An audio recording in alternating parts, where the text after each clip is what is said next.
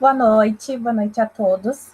O meu nome é Helena, eu sou graduando do curso de enfermagem da Universidade Federal de Pelotas, integrante do coletivo IUDET Bahia, e a gente tem o prazer de estar aqui com vocês nessa noite, nessa live tão importante, que é as consequências do racismo estrutural. E eu vou abrir espaço para minha colega se apresentar. Boa noite, meu nome é Helena Campelo, eu sou acadêmica do curso de enfermagem na Universidade Federal de Pelotas. Eu estou aqui representando o Diretório Acadêmico Ananeri e a gente está muito feliz de firmar a parceria com o coletivo DET Bahia e trazer a público essa discussão sobre o racismo estrutural que é tão importante na nossa sociedade.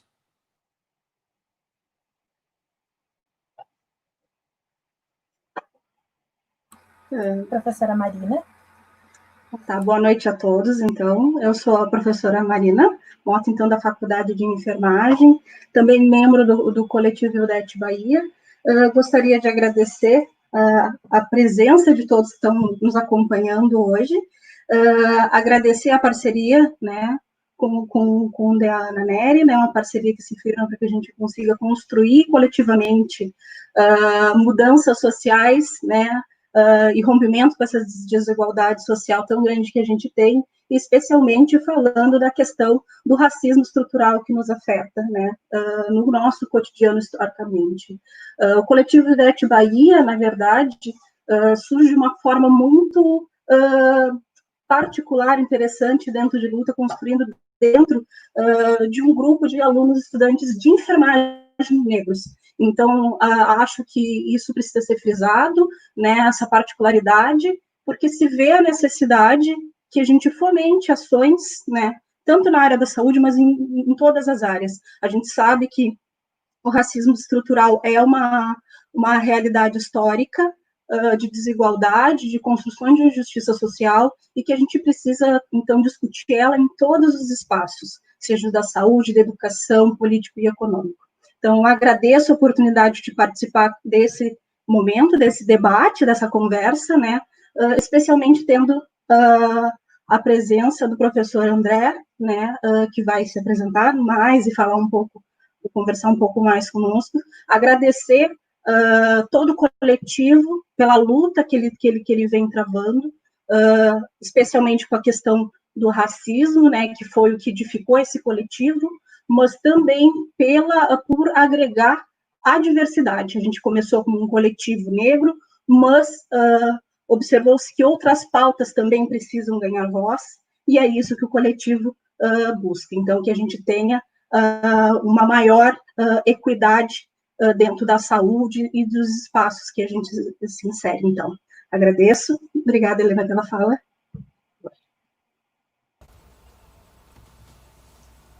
Bom, boa noite a todas e a todos. Eu quero, antes de me apresentar, saudar a professora Marina, e na pessoa da professora Marina, saudar a Faculdade de Enfermagem da UFPEL, que tem me recebido muito bem nas atividades que eu tenho sido convidado a participar. Saudar também a Helena Campelo e o DA Ana Néria, a Helena Cardoso e o coletivo IDET Bahia, né, que foi quem me convidou para fazer esta participação. E qual é o meu lugar de fala, né? Além de ser uma pessoa negra, eu sou professor do Instituto Federal Sul-Rio-Grandense, do campus Pelotas, da área de Sociologia, né? Sou doutor em Sociologia, mestre em Sociologia e bacharel em Ciências Sociais aqui pela UFPEL.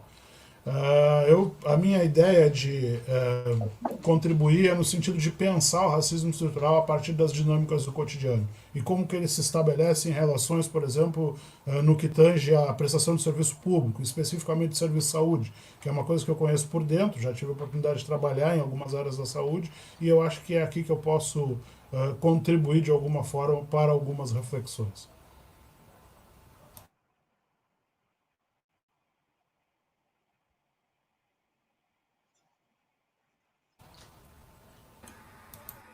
Então, vamos dar continuidade. Acho que o professor André pode começar a sua fala agora consecutivamente.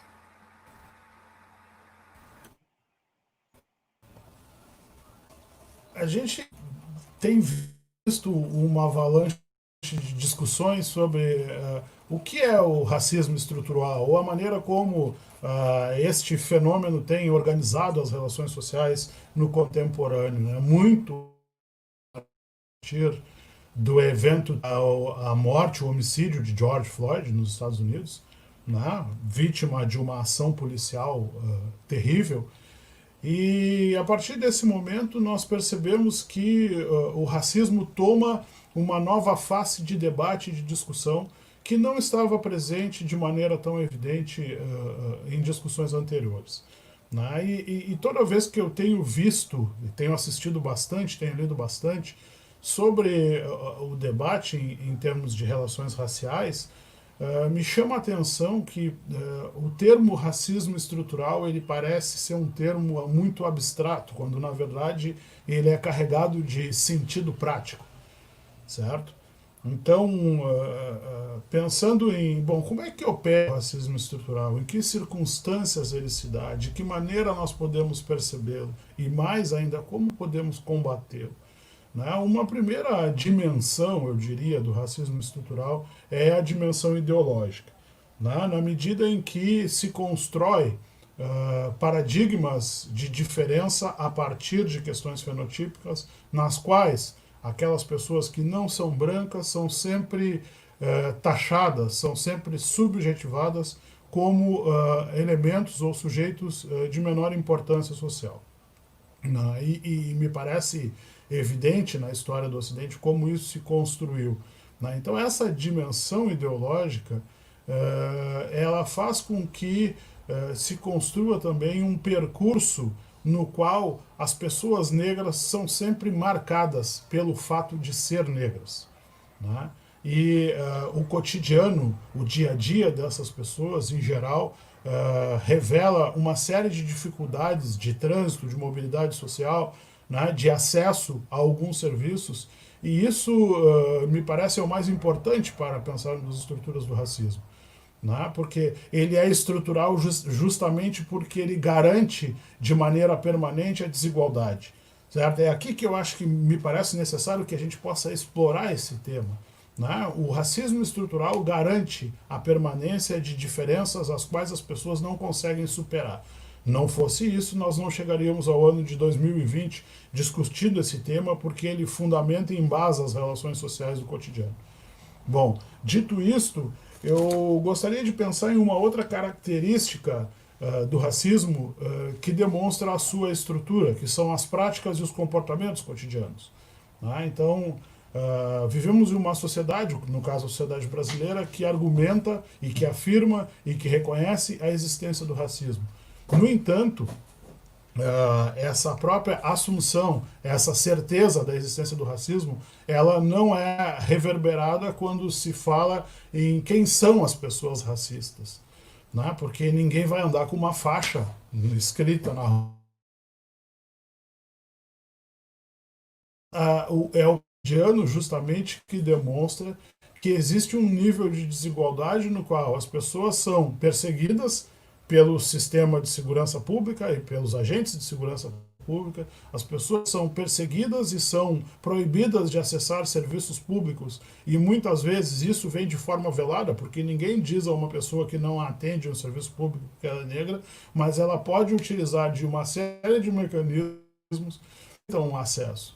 Né? E mais ainda, os comportamentos, né? A maneira como a gente subjuga as pessoas não brancas neste país, e que garante e que dá sustentação justamente para esse nível de desigualdade. Então, essa dimensão do racismo comportamental, né, essa dimensão de como que eu me porto frente a pessoas as quais não são tomadas como normais, né, no sentido de que são a norma das ações, me permito problematizar, provavelmente a professora Marina também passa por isso.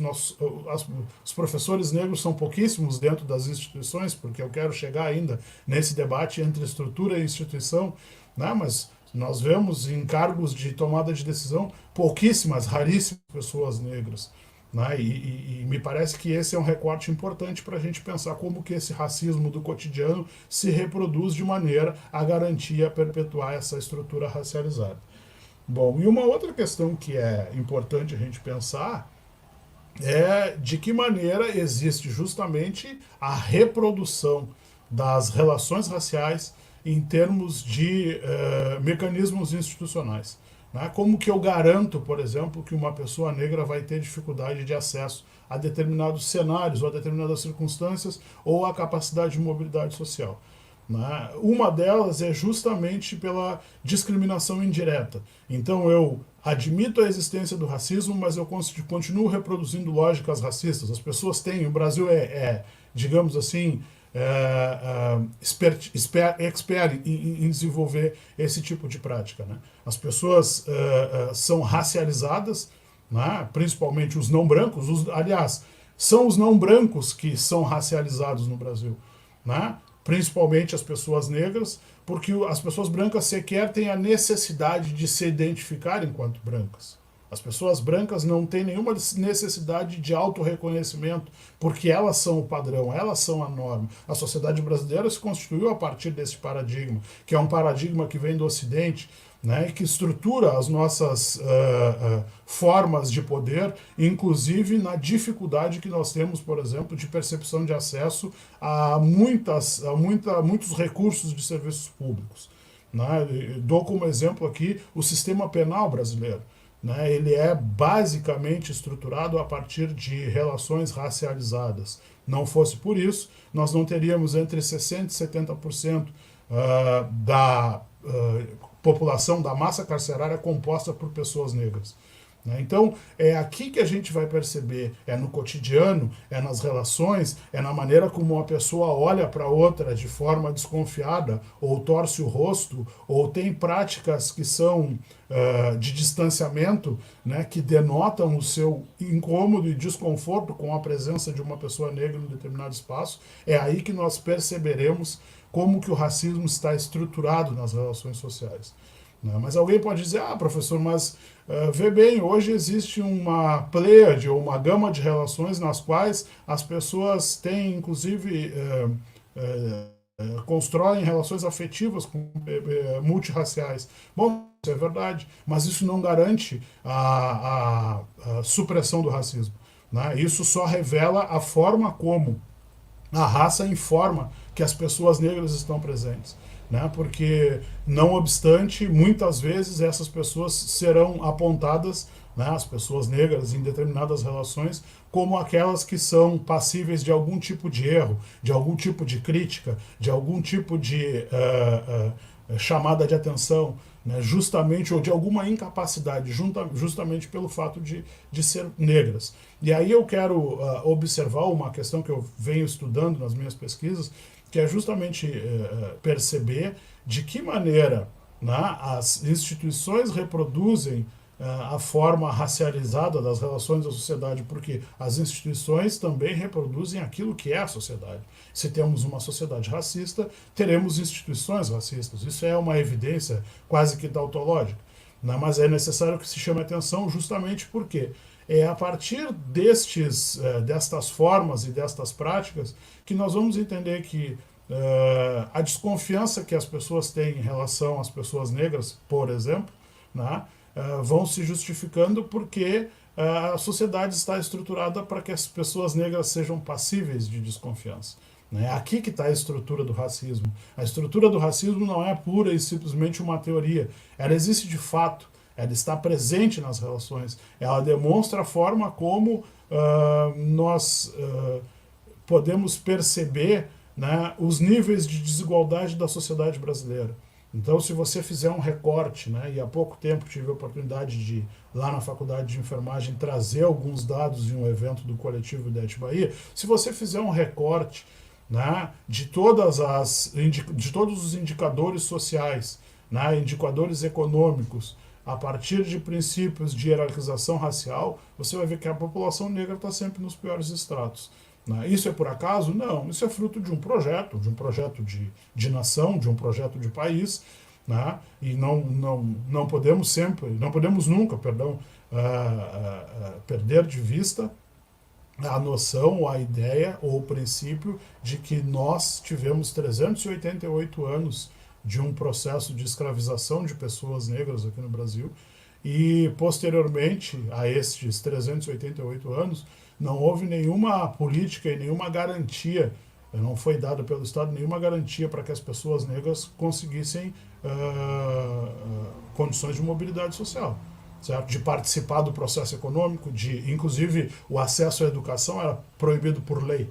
Então, é importante pensar isso para que possamos entender, bom, porque eu tenho ouvido muito isso, o que é esse negócio de racismo estrutural? Ou parece que as pessoas negras agora se escondem atrás, né, da máscara do racismo estrutural. Não, ele está presente no nosso cotidiano. É provável que agora, neste momento em que nós estamos fazendo essa discussão de extrema importância, um grupo de pessoas esteja incomodado com isso. Né? É aqui que se percebe o racismo estrutural. Né? As pessoas dizem, por que vocês discutem raça hoje? Né? Por que se discute o racismo hoje? É porque o racismo é parte integrante, né, da forma como a sociedade garante condições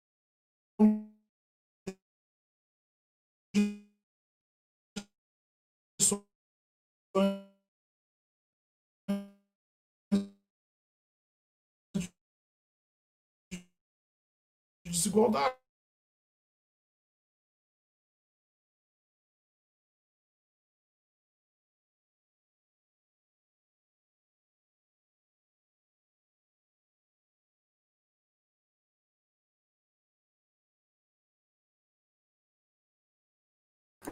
A gente teve um probleminha, eu acho, com a transmissão do professor.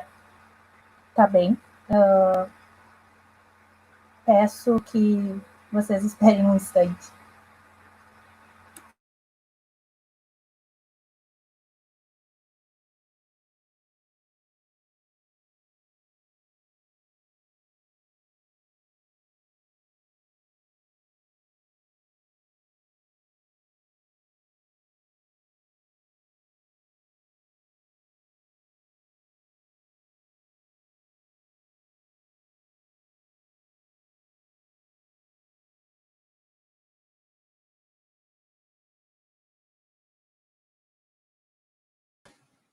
Boa noite, gente. Queria frisar que as perguntas são muito bem-vindas e que vocês podem comentar a dúvida que ela vai ser respondida no final da live.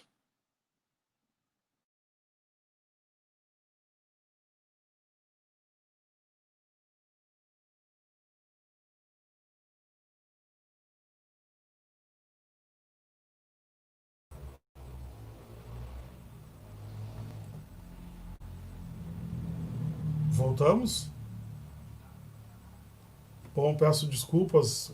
Bom, tá aqui estão as evidências, né, inclusive das dificuldades que nós temos em relação ao mundo virtual. Né? Mas como eu falava anteriormente, para concluir a minha participação nesse primeiro momento, se nós, vou dar um exemplo simples de o serviço público de saúde no Brasil. Né?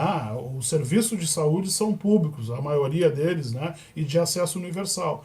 Se você fizer um recorte agora em relação à pandemia em algumas capitais do país, a população que mais morre, né, vítima de Covid-19, é a população negra. E justamente porque ela está nos piores estratos da ordem demográfica, da organização demográfica da sociedade. Né? Porque percebam, se nas periferias das grandes cidades, não só das grandes cidades, nas periferias em geral, a maioria da população é negra, né? Em grande medida jovens, né? Porque a gente tem que pensar que principalmente os homens negros não vivem, têm uma expectativa de vida bem abaixo, né, da média normal da expectativa de vida dos brasileiros. Né? E por último, pensar que os serviços de saúde, mesmo sendo ofertados de forma pública e universal, eles não dão conta das demandas dessa população, porque ela é muito maior do que aquilo que é ofertado. Então, o que eu queria chamar a atenção com isso é que o Estado reproduz uma lógica de desigualdade e garante que essa desigualdade se perpetue utilizando o racismo como norma, como parâmetro, como padrão. Eu acho importante pensar isso para que a gente entenda a necessidade de implementação de políticas públicas que tenham por princípio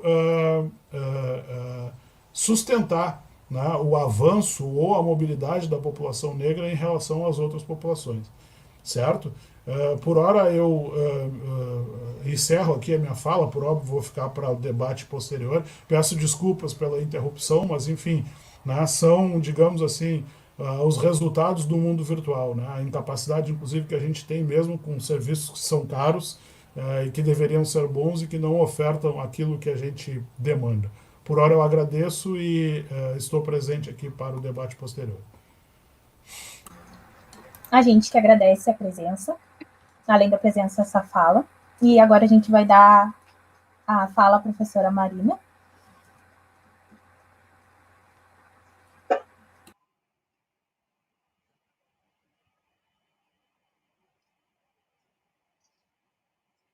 Então tá, pessoal.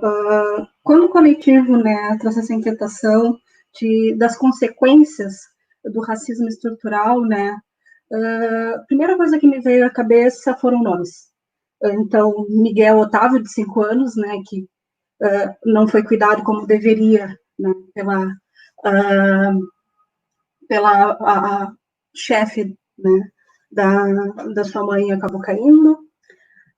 Ágata, de 8 anos, João Pedro, de 14 anos, né, teve mesmo dentro de casa, teve sua casa metralhada. E George Floyd, né, de 46 anos, que teve, então, o seu assassinato filmado, né, enquanto falava que não conseguia respirar. Na saúde, para a gente promover saúde, primeiro as pessoas têm que estar vivas, né? Então, pensando nisso, trago alguns dados para a gente refletir, que a taxa de homicídio, por exemplo, da população negra é de 43,3% na população branca, enquanto contra 16% da população, desculpa, o contrário, 43% na população negra, 16% na população branca, né? Nós temos dados que nos mostram que quando a gente vai parar para pensar nos jovens, então entre 15 e 29 anos, a gente tem, então, uma taxa de morte de 98%, dependendo, a cada 100 mil habitantes. Então, a gente precisa pensar na saúde, para promover saúde, primeiro, as pessoas têm que estar vivas e ter condições. Para falar de saúde, a gente precisa falar, então, do que determina a saúde para a população. Os determinantes de saúde são as condições que essas pessoas vivem, né? Enquanto enfermeira, dentro, por exemplo, da comunidade, eu não posso ver a pessoa enquanto apenas o biológico. Nós somos uma construção social, física, tem o físico, mas tem toda uma lógica que nos mostra que o racismo estrutural nos tira a saúde. Ele nos tira a saúde porque ele nos tira direitos. E para falar de racismo estrutural, a gente muitas vezes vai ter que voltar na história e lembrar que, como o professor André falou, teve leis que nos levaram, então, a essa situação e a retirada de direitos e a piora desses determinantes sociais de saúde. Falando de determinantes de saúde, então, se a gente parar para pensar só nos dados da população brasileira, negra, tá? Num estudo sobre recorte racial, saiu. Tem, então, que, por exemplo, se a gente parar para pensar no trabalho, o branco ganhou, em média, 73,9% mais pessoas negras. Se pensar parar, então, em acesso a serviço de saúde, a gente tem, então, que 67%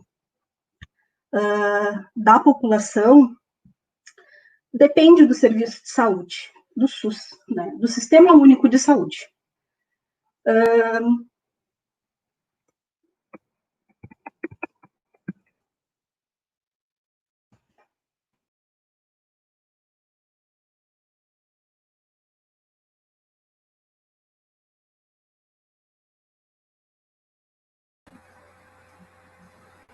Eu acho que a gente teve outro problema com a conexão. Tá bem. Vou aguardar a professora Marina retornar. Peço um pouco de paciência, são problemas que acontecem. E a gente vai aguardar agora o contato da Marina.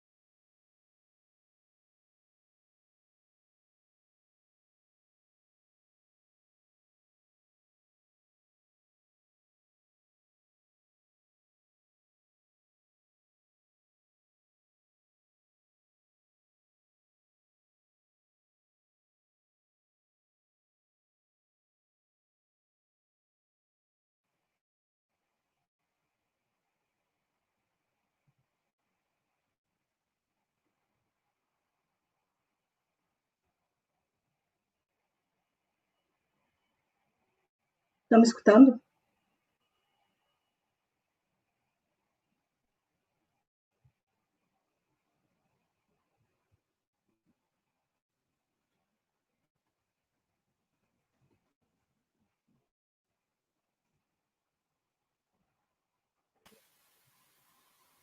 Sim, Prof, estamos te escutando, pode começar. Só a sua conexão de vídeo que está um pouco falha. Tá.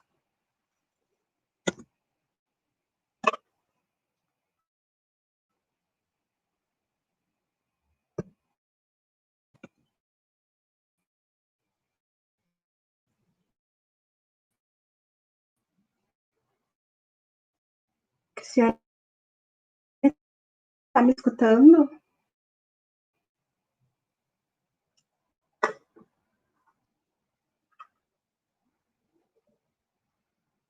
Está me escutando? Não?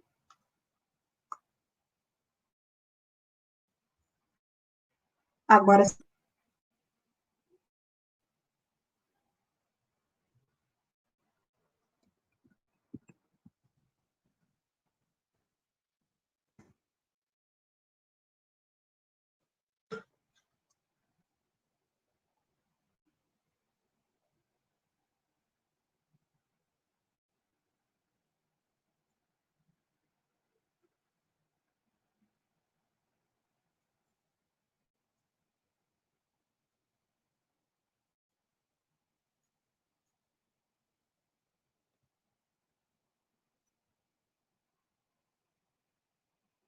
Pelo celular, vocês me escutam?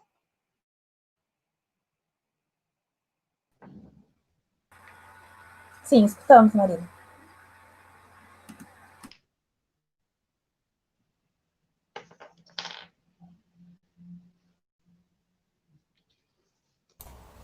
Oi.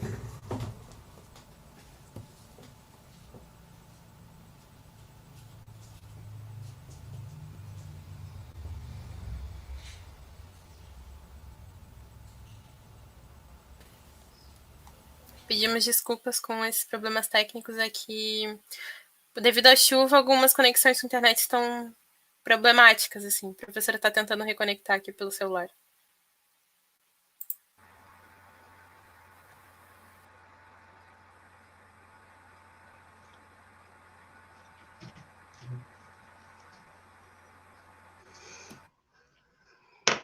Mas acho que não é isso, é a conexão.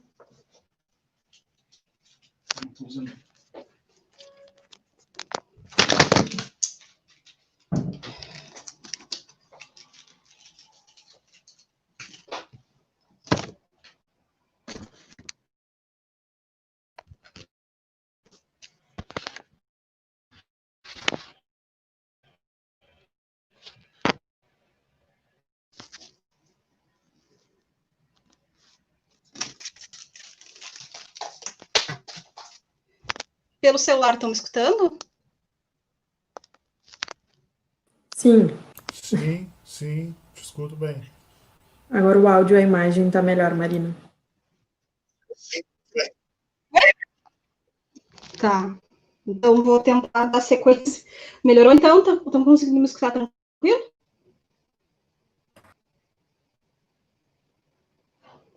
Tá, vou tentar continuar, então. Desculpa, pessoal. Isso é o mal e o bem da tecnologia. Aproxima e, às vezes, dificulta algumas coisas. Então, voltando a falar que a maior parte da população que depende do SUS, né, ou seja, 67% depende exclusivamente do SUS. Então, quando a gente para pensar em políticas públicas para uma população, pensando que 55% da população é negra, a gente precisa, então, nos questionar sobre como essas pessoas vivem, né, para que a gente possa, então, pensar em saúde. Mas, como eu falei, para pensar em saúde, a gente precisa de toda uma estrutura, né, que está lá baseada dentro dos determinantes sociais, então como as pessoas vivem, trabalham, né, e quais são as condições de vida dessa população. Então a gente observa que numericamente a gente perde muito para a população branca. Nós ganhamos menos, então como eu falei, as pessoas brancas ganham 73,9% mais do que as pessoas negras, né? E se a gente parar para voltar para aquele caso do Miguel, por exemplo, de 5 anos, que às vezes as pessoas questionam, que realmente tem relação com a questão do racismo, 85% das mulheres, que são mulheres domésticas, são negras. Então, a gente observa que a população negra, ela ainda está em alguns estratos e que há a questão, sim, estrutural racial que nos leva a ter índices menos condições de sobrevivência e de saúde, né? Além disso, se a gente parar para pensar nas condições de vida dessa população, pensando, né, voltando para a saúde, condições, nos domicílios, por exemplo, a gente tem que 44,5% da população negra brasileira não tem, por exemplo, um serviço de saneamento básico, né? Qualquer serviço de saneamento básico. E aí nós estamos num período da pandemia, no qual a gente orienta as pessoas que elas lavem as mãos. Mas como lavar as mãos se não há água tratada, água limpa? Então, a gente observa que promover saúde, falar de saúde para a população negra, não é simplesmente falar um problema muito mais complexo do que orientações, né? Nós precisamos pensar em toda uma lógica dentro da sociedade que exclui essa população de ter direitos sociais básicos que estão na Constituição de 1988, né? Direito à saúde, né? Mas aí a gente depende muitas vezes do Estatuto de Igualdade Racial, né, que é de 2010, nos garantindo o direito da saúde, uma saúde voltada para a nossa população, né? E aí, então, a gente para refletir sobre uma máxima que eu tenho escutado de algumas pessoas, de todos somos iguais, né? Todos somos iguais, e a Constituição de 88 nos fala, todos somos iguais perante a lei, sem distinção de qualquer natureza. Mas há uma distinção de natureza que ela vem desde a construção do Brasil.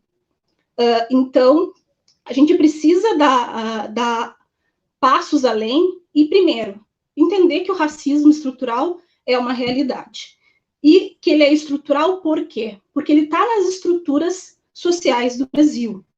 O racismo estrutural não é uma patologia, né?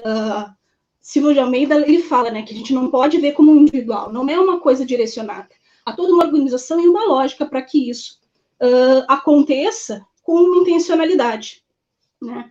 Então, se a gente para pensar também nas questões de políticas, né, de saúde, a gente passa a ter, então, o início da política pública de saúde da população negra em 2009, né?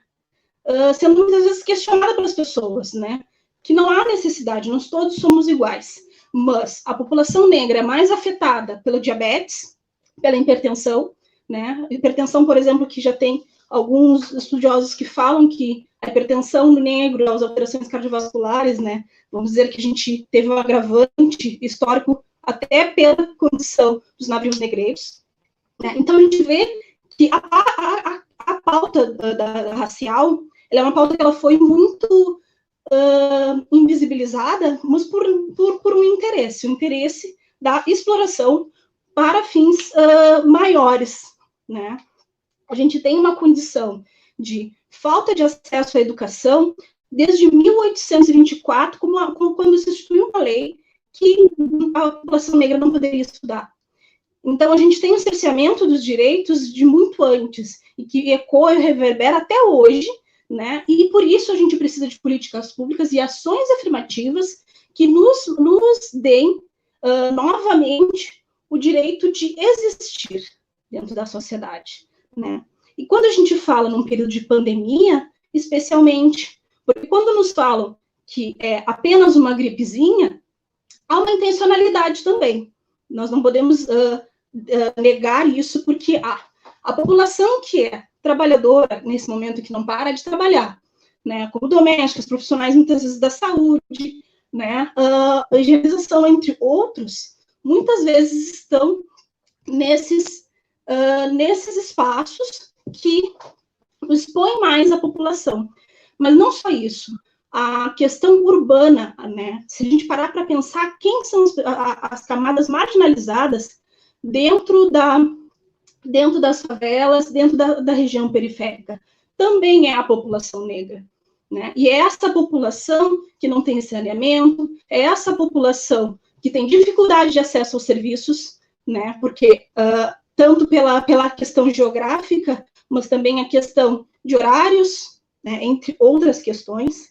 Então, falar da saúde, falar da questão do racismo, né, estrutural dentro da saúde, o primeiro ato antirracista que nós devemos ter e que é necessário que todos adotem, e foi uma fala do Silvio Almeida, é que primeiro a gente tem que definir o SUS. Né? O SUS enquanto maior estratégia antirracista nesse momento. Porque quem está morrendo nesse momento na pandemia é a população negra, né? Que continua trabalhando. Marco, por exemplo, que a primeira pessoa que morreu pela função do Covid foi uma doméstica que pegou da sua patroa. Então, tem mais um marco aí.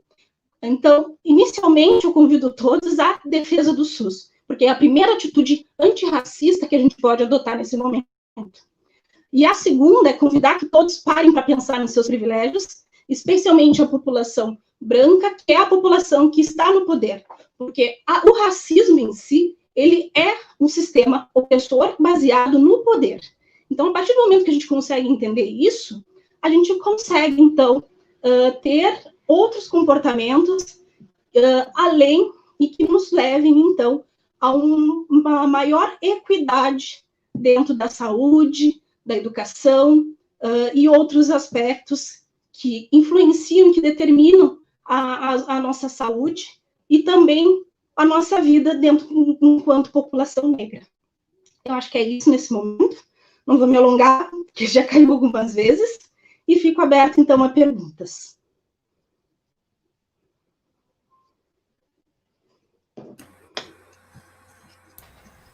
Então, vou esperar todo mundo retornar.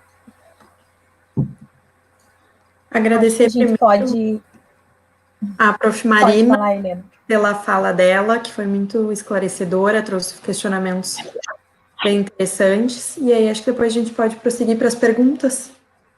E aí... Concordo.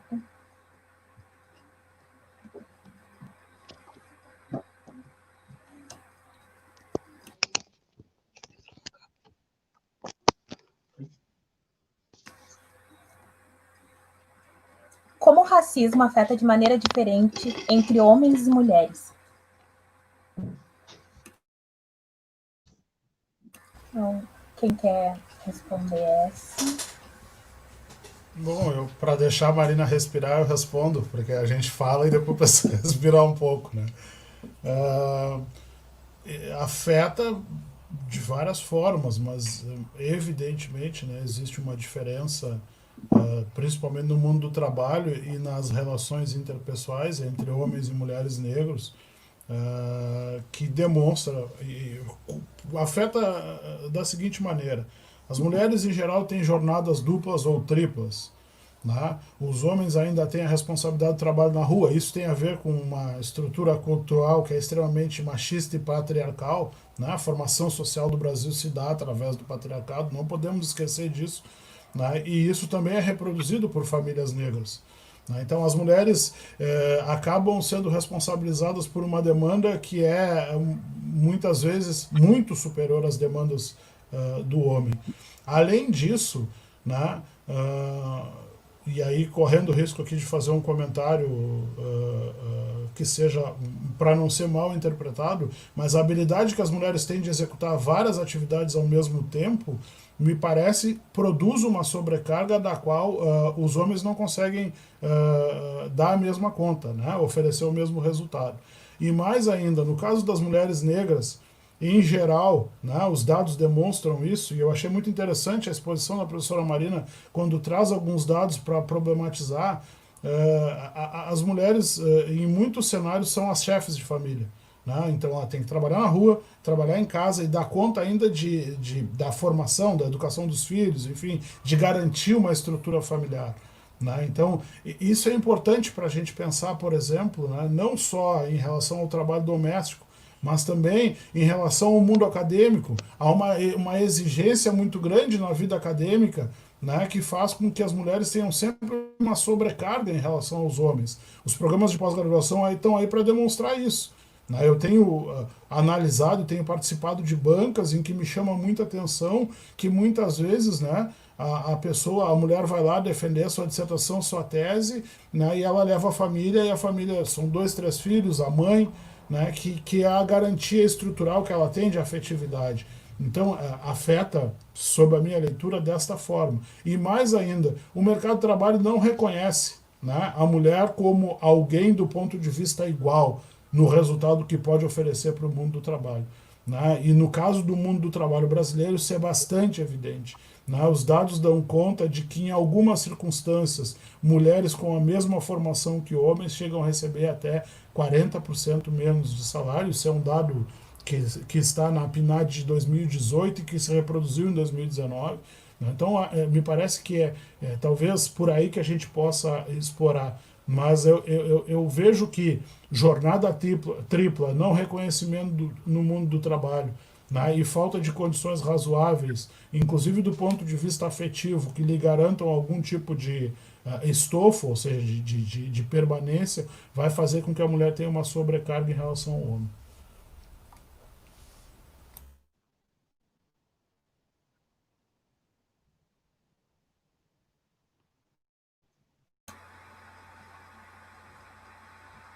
O que o Brasil tem de diferente em relação a outros países onde o racismo foi, ou melhor, ainda é muito forte?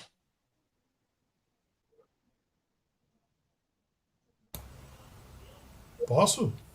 Se vocês deixarem, eu vou ficar falando. Com certeza. Se vocês deixarem, eu vou ficar falando. Se quiser, professor André. Não, acho que vai falando junto. Acho que eu falo. Não, vamos juntos, não tem dúvida. Vamos junto. Essa pergunta ela é recorrente, né? Ontem eu estava Mas preparando... falando só.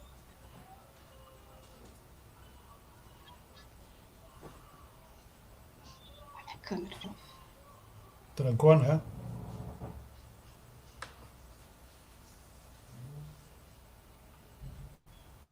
Vocês me ouvem? Sim. Sim? Sim, ouvimos. A professora Marina, eu acho que teve... Tá, tá eu vou travando. indo então. Ontem, enquanto preparava aqui a apresentação e reli algumas coisas, eu participei de uma entrevista para um canal de TV estadunidense, e que deve ser divulgado daí a uns dias. Né? E um dos temas do debate era justamente esse, né? Qual é a diferença que existe tanto nas relações raciais quanto no racismo nos Estados Unidos, na África do Sul, em algumas partes da Europa e no Brasil. Né? E talvez a evidência maior que nós tenhamos de uma diferença significativa é que na maioria dos países em que o racismo estrutura as relações sociais, ele é público, né? Ele é notório, ele é evidente. Né? Diferentemente do racismo à brasileira, né, como diria o professor Eduardo Teles, em que nós usamos uma lógica que é a lógica de não reconhecimento do racismo. Né? Por mais que se diga que ele existe, que ele está presente nas relações, a sociedade brasileira não se diz racista.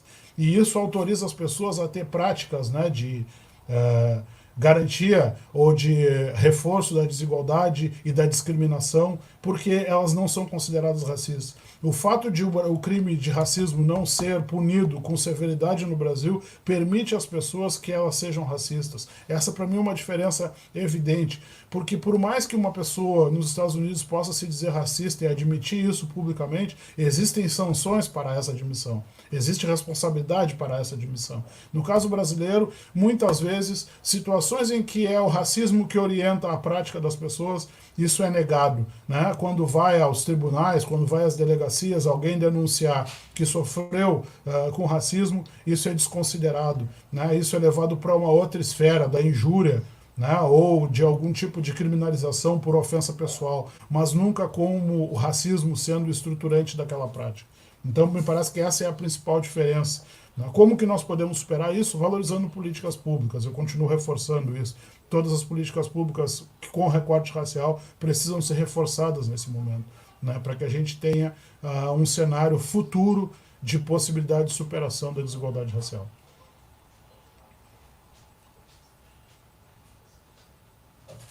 Fernando, próxima pergunta.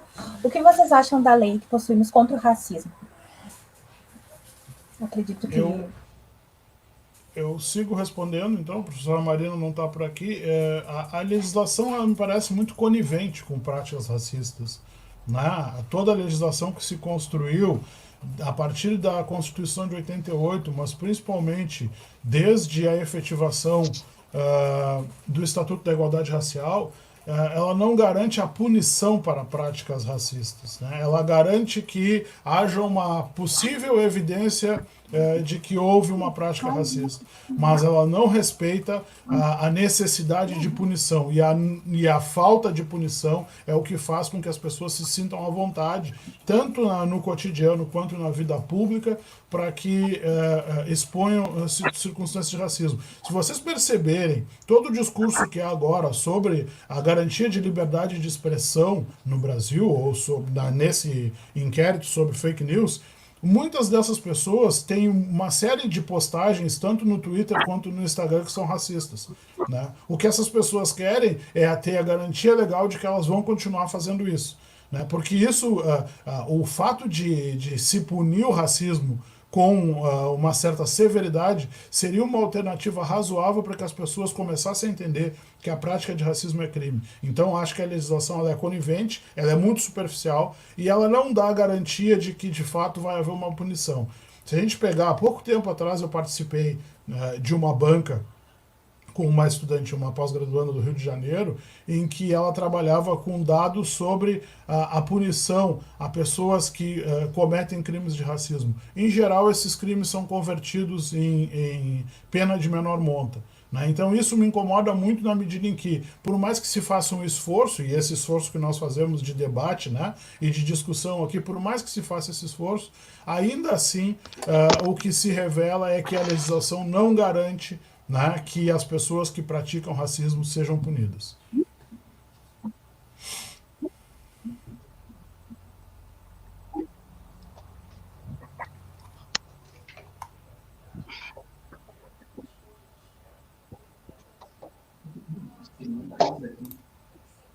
Estou tentando ajeitar o efetivo. Tá. Desculpa, pessoal. Te ouvimos, Marina. Marina, se tu quiser fazer alguma consideração para todas as perguntas, antes da gente passar para a próxima também.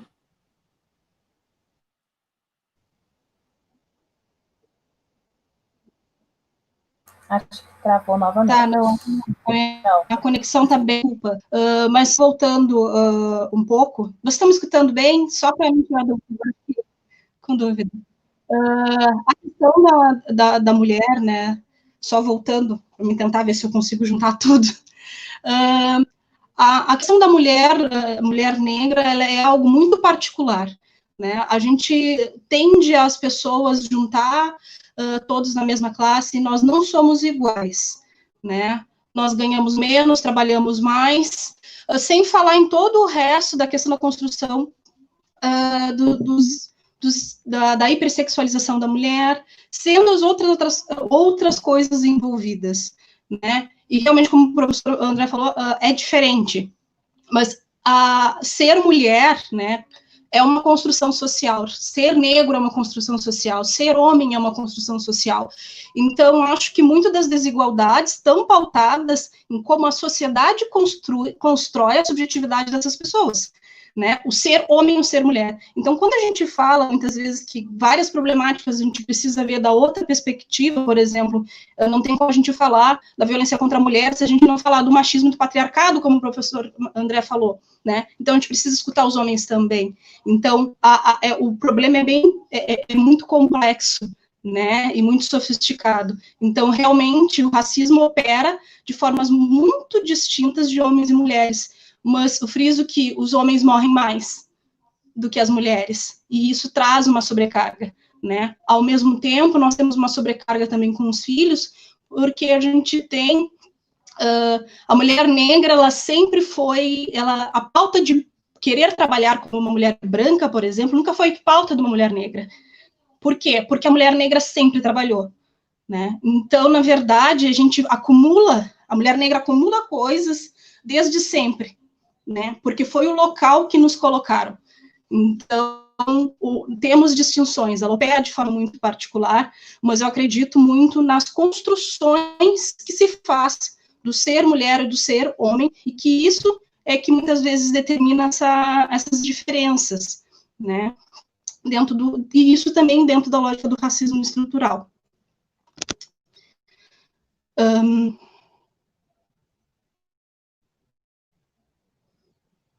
Trancou de novo.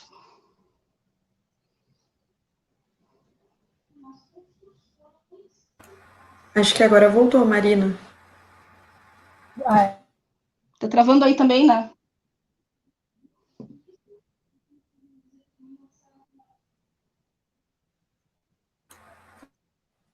Estamos conseguindo te ver. Estamos te ouvindo.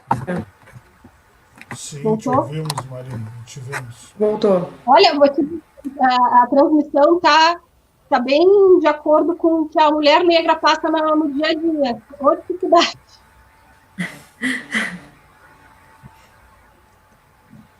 Mais uma pergunta. Como nós, brancos e futuros profissionais de saúde, podemos, dentro da área de saúde, auxiliar a luta antirracista e o combate à desigualdade social envolvendo essa pauta?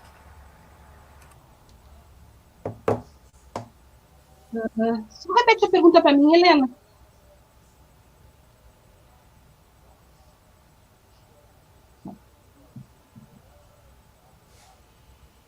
Bom, algo bem interessante o João trazer a questão do branco, né? Porque em determinados momentos tem alguns termos que estão muito na moda, né? Entre eles é o espaço de fala, né? Enquanto pessoas brancas às vezes utilizam essa questão de uma forma muito vazia para tentar se eximir.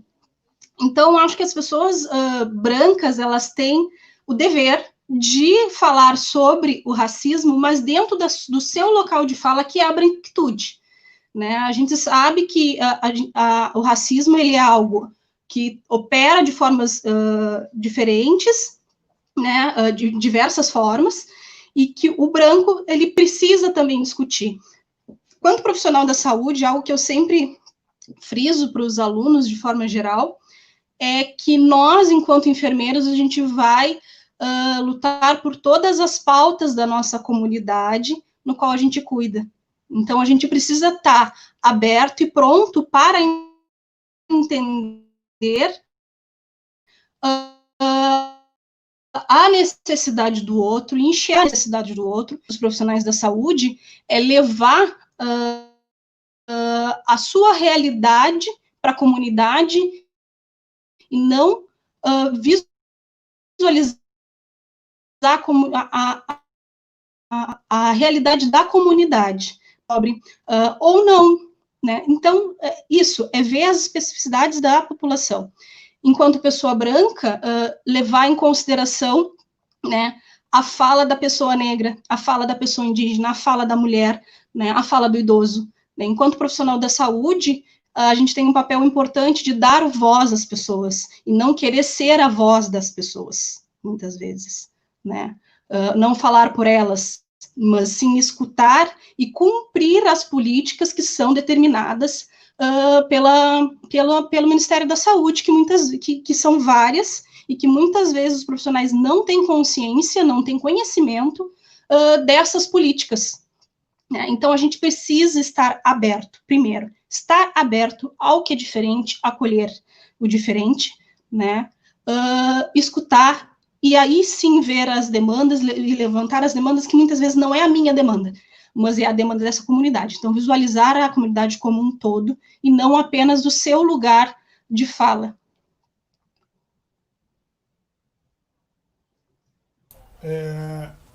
Eu quero ir um pouquinho além do que coloca a professora Marina, com muita propriedade, sobre a questão do lugar de fala. Né? eu tenho uma interpretação de que para que as pessoas brancas consigam se incorporar na luta antirracista, primeiro, elas têm que reconhecer o seu lugar de privilégio enquanto pessoas brancas, né? Porque ser branco no Brasil, independente da origem social, é uma condição de privilégio, certo? E eu dou como exemplo dos meus estudantes na educação básica, os alunos que trabalham comigo na educação básica, eu sempre dou exemplo para eles que é o seguinte: se você pegar um jovem negro e um jovem branco, os dois com a mesma origem de periferia, com a mesma formação, e for ao centro de Pelotas e oferecê-los ao mercado de trabalho, né, a probabilidade que o jovem branco tem de se empregar é de 60% maior do que o jovem negro. Então, o ser branco já é um lugar de privilégio, certo? Então, reconhecer o privilégio da branquitude é o primeiro tema, né? O segundo, a partir do reconhecimento do privilégio que a branquitude tem, é reconhecer a existência do racismo. Né? E de que forma se dá isso? Justamente construindo, e eu tenho batido muito nessa tecla, novos currículos para as universidades e as escolas, onde o debate sobre a questão racial esteja presente. Né? Construir práticas e políticas, não só na educação como na saúde, nas quais o diferente seja reconhecido. Né? É aqui que me parece necessário que nós precisamos de uma ruptura bastante grande com os nossos processos de formação. Ainda ontem participando de uma discussão, percebam o seguinte, gente: os nossos currículos são todos eles eurocentrados. As nossas formas de ensinar e aprender ainda se dão por uma lógica de catedrática, de que uma ou duas pessoas dominam o conhecimento. Então isso tem a ver justamente com esse tipo de privilégio. Me parece que quando as pessoas brancas passarem a entender, né, essas condições, e a partir desse entendimento não só permitir, mas ouvir as pessoas que são diferentes, ouvir a população negra. De novo, a professora Marina fala com bastante propriedade. Se você trabalha num serviço de saúde, né, em que o seu conhecimento é a plenitude da dinâmica daquele serviço, me parece que está tudo errado. Tem que rever esse processo. Né? Em comunidades, por exemplo, de periferia, a maioria dos usuários do serviço público de saúde são pessoas negras. Né? Você vai aqui em qualquer posto de saúde aqui em Pelotas, passou ali, está na fila, a maioria das pessoas é negra. Né? Tem as suas especificidades, tem que reconhecer essas especificidades, mas isso passa por, me parece, e é uma leitura muito particular, uma ruptura epistemológica, né? Uma ruptura inclusive dentro da academia.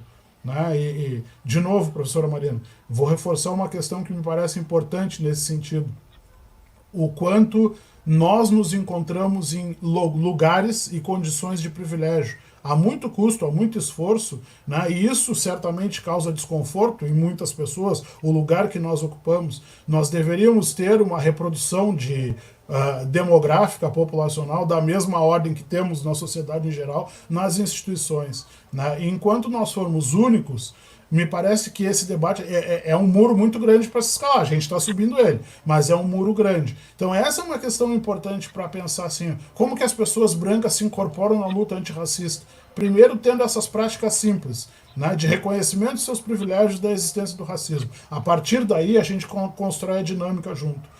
Ontem eu fui perguntado, como é que a gente incorpora mais pessoas no debate a partir do momento em que as pessoas queiram mais escutar do que falar. Eu acho que essa é uma questão importante. Aproveitando, só comentando a fala do professor André, eu acho muito interessante, é bem isso, né? Nós ainda somos poucos, né? E a formação desses estudantes, né? Dentro da perspectiva da população negra, né? Falando de população negra, principalmente porque é da onde nós estamos falando, ainda há uma quantidade muito pequena, né? E muitas vezes, para colegas que às vezes pensam que é o natural, realmente não é o natural quando a gente tem uma população brasileira de 55,8% de pessoas negras, e no qual a gente olha para o lado e somos só nós, muitas vezes, né? Então, há necessidade que a gente realmente tenha mais, a diversidade docente precisa ser maior, né? De repente, essa seria uma das principais estratégias para que a gente conseguisse, então, ter essa pauta de uma forma mais forte dentro da formação desses estudantes, né? Especialmente na área da saúde, porque se 67% da população que depende do SUS é negra, nós precisamos fazer uma saúde mais voltada para a população negra e não tão para geral, né, tão geral como as pessoas acham que deve ser. Eu aproveitar, já que a professora Marina abriu a possibilidade, eu acho importante a gente colocar esse tema em voga, que é o seguinte: o último ato do ex-ministro da Educação foi revogar, né, a disposição, né, sobre a política a garantia da política de cota nos programas de pós-graduação. Né? Em 2022, nós teremos uma revisão da política de cotas de maneira mais ampla, inclusive com recorte racial. Né? E aí eu estou vendo a pergunta da Thaís, é em função da pergunta da Thaís que eu estou respondendo isso. Né? As ações afirmativas, da maneira como elas estão pensadas e operadas no Brasil, elas são muito pouco. Certo? Garantir que uma pessoa entre na universidade, seja na graduação, na pós-graduação, ou no caso dos institutos, também na educação básica, não é garantia de sucesso, não é garantia de permanência. As instituições têm que construir políticas muito mais consistentes de permanência e êxito dos estudantes, seja na graduação ou na pós-graduação, e principalmente para esses estudantes que entram por ações afirmativas. Porque aqui a gente vai ver uma mudança significativa, né, da ordem de estrutura, né, e aí se cria condições de possibilidade para que as pessoas consigam realizar o melhor de si. Né? Agora, o que a gente percebe, assim, o que eu tenho visto e tenho lido, principalmente em relação aos estudantes negros, eles entram na universidade, nos institutos federais, e têm muita dificuldade de se manter lá. Na pós-graduação é pior ainda, que nos exige dedicação exclusiva em tempo integral. Né? Então, como é que a gente vai pensar em uma sociedade que rompa com estruturas de poder se nós não estamos preocupados em garantir que as pessoas consigam um trajeto, né? Consigam uma trajetória que lhes permita sucesso? Me parece que isso é central neste momento, principalmente, que nós estamos vivendo. Porque daí nós vamos ter mais médicos, mais enfermeiros, mais assistentes sociais, mais professores, negros e negras, indígenas, que vão compreender, inclusive, a realidade das suas populações originárias, porque essa é uma questão importante. Né? Você pega um jovem de classe média alta, branco, que nunca passou nem perto de uma periferia, forma ele na universidade, manda ele trabalhar numa UBS, ele vai ter dificuldade, por mais boa vontade que ele tenha, porque ele não reconhece a dinâmica cultural daquele espaço e vai ter dificuldade para desenvolver a sua atividade até acostumar. E isso é uma questão fundamental, gente. Né?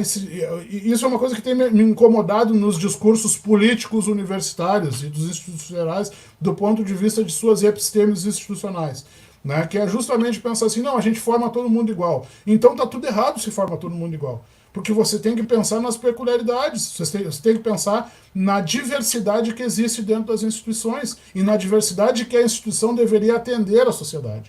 Né? Então, se a cidade de Pelotas tem essa quantidade grande de população negra e nós não nos vemos dentro das instituições, tem alguma coisa errada aí.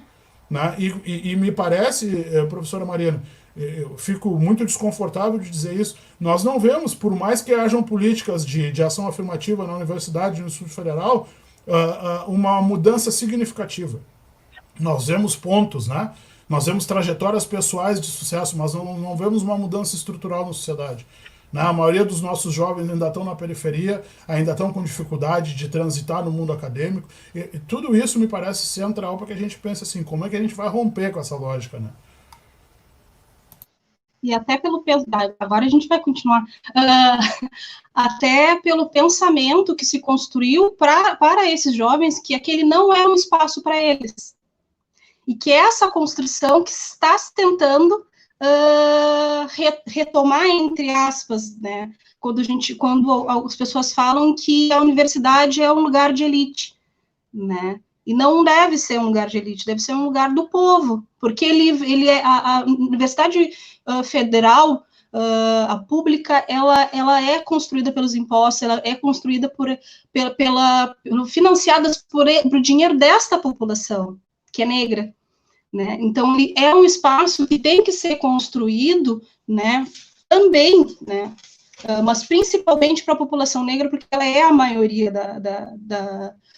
da população brasileira, se nós pensarmos, né?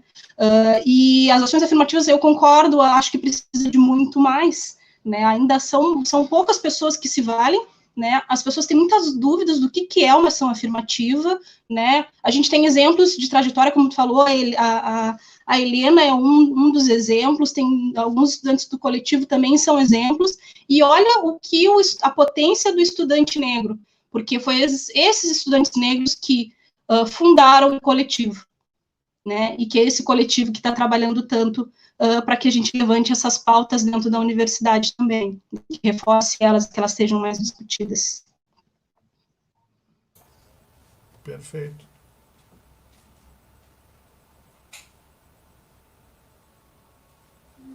Pegando o gancho da pergunta do João Pedro, como podemos trazer a discussão sobre raça e gênero para a sala de aula? Muito boa a iniciativa de vocês em debater o racismo estrutural.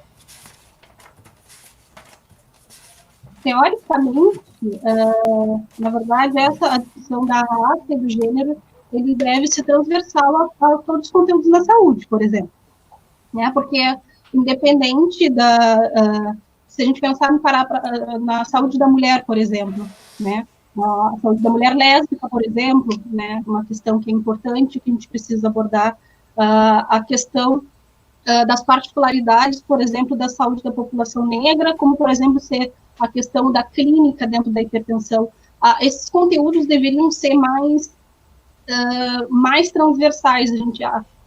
Eu acredito que ainda se tenha muita dificuldade, especialmente como o professor André pautou, da questão dos poucos profissionais que visualizam essa pauta, né, porque muitas vezes tem dificuldade de lidar com esse conteúdo, né? A gente sabe que a educação, as escolas, as universidades são micro-sociedades, então a gente também tem pessoas com questões de racismo também dentro desses espaços, né? Então há uma dificuldade de ver que nós não somos iguais e que a gente precisa do reforço desses conteúdos dentro dos espaços acadêmicos, dentro da sala de aula, né? Eu acho que a gente, com a inserção dos alunos, né, dentro das ações afirmativas, se teve um aumento dessa discussão, mas ela ainda na minha visão, ela ainda é muito pequena. A gente precisa de muito mais para que a gente consiga ter, de uma forma plena, esses conteúdos dentro da formação acadêmica. A gente tem políticas específicas para a população negra, a gente tem as políticas específicas para a comunidade, por exemplo, LGBT, a saúde da mulher, mas ainda a gente tem uma visão dentro da ciência muito biológica. E aí se dá um dos problemas, né? A construção do ser ainda é muito pautado na biologia e pouco dentro da subjetividade de construção social. Então, a gente ainda tem algumas dificuldades relacionadas, na minha visão, relacionadas a isso. Eu vou aproveitar e vou puxar a brasa para o meu assado, né? Eu penso que as faculdades e universidades, principalmente na área da saúde e das ciências sociais aplicadas, deveriam ter mais disciplinas da área das humanas. Essa é uma questão, tá? Para debate, mas que me parece importantíssimo para essa pergunta que foi feita aqui. O segundo, uma vez que são temas transversais que podem ser trabalhados por diversas áreas, né, pela maioria das áreas, tanto gênero quanto raça, me parece necessário, sim, uma ruptura curricular epistemológica. Certo? Nós temos que repensar a maneira como formamos os nossos profissionais também a partir dos nossos currículos. E se esse currículo tem por hora uma perspectiva de ciência normativa, né, que é o que a professora Marina levanta, né? Há uma normatividade da produção científica que estabelece o perfil biológico como aquele a ser ensinado e aprendido pelos estudantes de enfermagem ou os estudantes da área da saúde, né? E aí quando, de novo, né, a sujeita vai lá para o campo para trabalhar, ela se dá conta de que tinha que aprender um pouco mais sobre relações humanas, né? Porque o objeto do trabalho dela não é uma máquina, ou se é uma máquina, é a mais perfeita ou a mais imperfeita, né? Porque é um ser humano que também fala, que também reclama das suas dores. Então, esse tipo de percepção, né? Por que eu estou dizendo isso? Porque me parece importante, talvez os serviços públicos de saúde sejam portas de acesso para que as pessoas consigam traduzir as suas necessidades, os seus dramas, os seus sofrimentos, né? Quantas vezes profissionais da área da saúde são os primeiros a relatar situações de violência doméstica, situações de violência sexual, né? Situações de violência psicológica que levam a dimensões como depressão, que é o caso das pessoas que sofrem recorrentemente de assédio e racismo.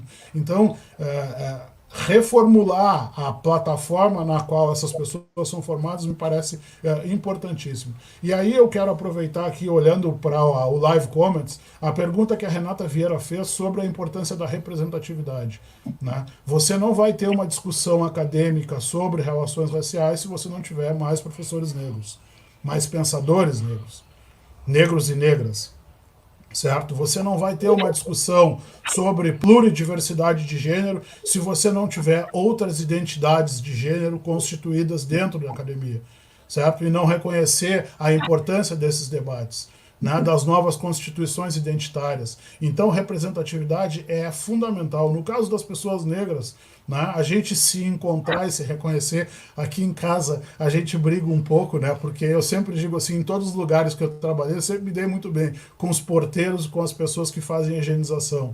Né? Por quê? Porque são as pessoas com as quais a gente se identifica quando chega nas instituições. Os porteiros são negros, as pessoas que trabalham na higienização, na sua maioria, são negras.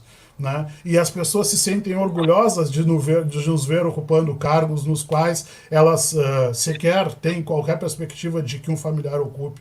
Então, quando você vê ali no IFSU um professor negro transitando, a gente vê a satisfação dos trabalhadores, né, naquelas funções que são ditas de menor importância, o que é uma bobagem, porque são de extrema importância. As pessoas se sentem satisfeitas de lhe cumprimentar. Olá, professor, tudo bem? Bom dia, boa tarde. Porque é exatamente isso. É uma questão de reconhecimento e representatividade. Então, se nós não tivermos uma diversidade maior nos espaços, de novo, de tomada de poder, de decisão, muito provavelmente essa discussão daqui a 10, 20, 30 anos, ela vai continuar sendo recorrente. Né? E aí, reforço de novo, políticas públicas têm que ser estruturais. Elas não podem ser conjunturais. Não pode ser porque eu sou uma pessoa negra ocupando um cargo de gestão que eu vou construir as políticas. Não, ela tem que ser resultado da postura da instituição. Né? Se temos institutos e universidades racistas, é porque a postura das instituições até esse presente momento não nos permitiu enxergar outra coisa que não fosse isso.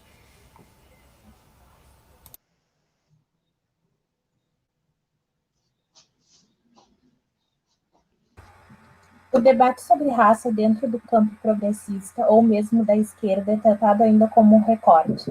O debate não deveria partir das questões de raça, gênero, sexualidade como estruturantes?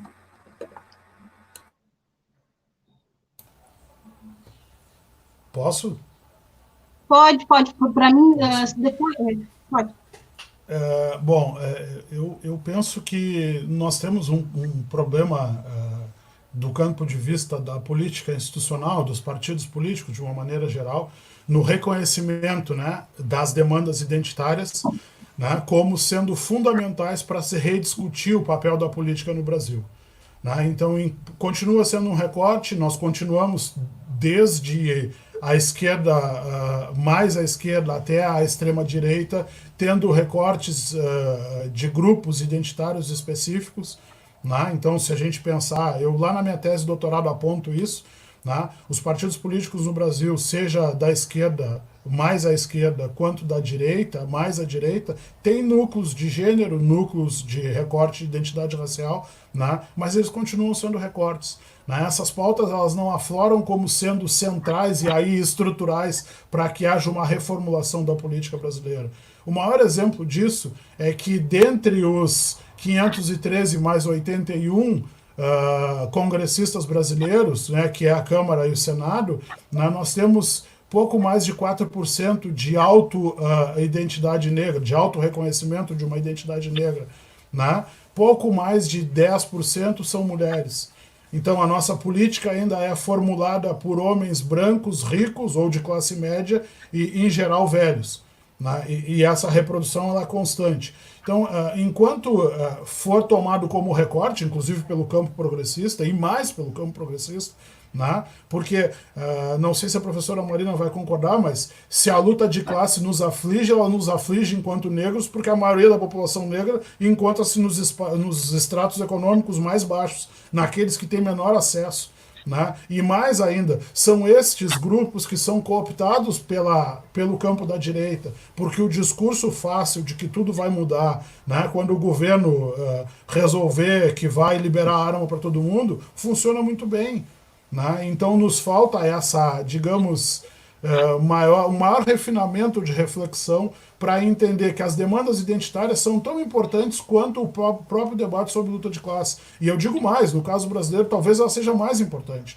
Se você tem 55% da população composta por afrodescendentes e 53% de mulheres, a questão de gênero e raça é estrutural da sociedade brasileira.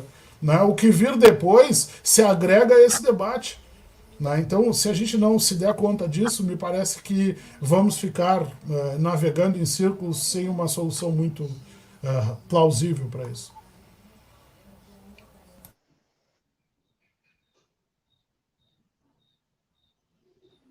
Por que é tão difícil condenar alguém por racismo? Normalmente são enquadrados como injúria racial.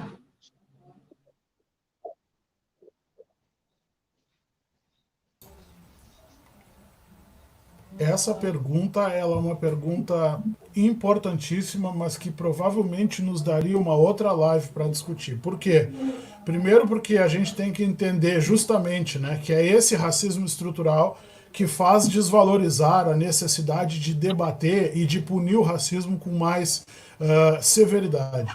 Né? Então, por que o legislador, quando colocou lá na lei que deveria, que existem estágios para se definir o que é racismo e colocou a categoria injúria racial, o que ele estava dizendo é o seguinte, olha, dificilmente alguém vai provar que existe racismo se a gente tiver outros mecanismos que consigam driblar isso, né? Porque, em geral, o racismo está atribuído a práticas explícitas contra grupos inteiros. E aí, como eu falei na minha fala inicial, né, no Brasil não se admite, né, que existam pessoas racistas. Se não existem pessoas racistas, nós não podemos punir essas pessoas por racismo. Vocês entendem? Então é injúria. Então, se alguém me chama de preto sujo, a pessoa não quis dizer que todos os pretos são sujos.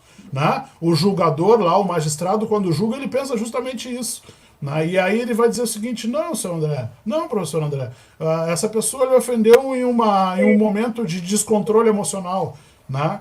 E por trás disso está toda uma estrutura que nós estamos discutindo aqui, que é racializada e que não permite, ou que faz com que aquele que julga e aquele que pune não entenda que o racismo é, digamos, como diria Michel Foucault, a ordem do discurso.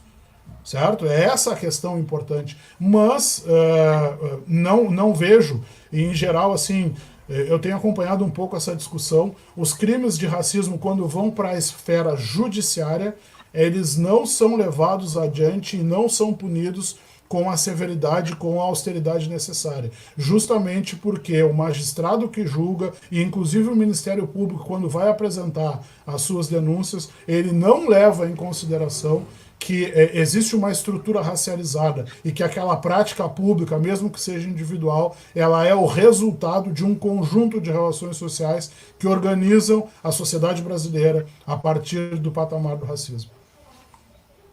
Eu concordo com o professor André, acho que ainda a gente tem a visão do racismo como algo individual, muitas vezes, e que isso dificulta, né? É esse racismo que é pontual, foi aquela pessoa, né? E que ela não quis falar daquela forma, né? Como o professor falou, foi num momento de estresse, então o discurso é da normalidade do racismo, como se fosse algo natural e não maior. Então a gente tem esse processo de minimizar, né? Especialmente quando a gente para ver também, volta na representatividade, como o professor André falou, que nesses espaços, muitas vezes, que vão julgar essa situação, são pessoas também brancas e que muitas vezes têm uma visão tão já muito arraigada do racismo, que muitas vezes nem leva em consideração o outro ponto de vista, que é de quem sofreu o racismo naquele momento.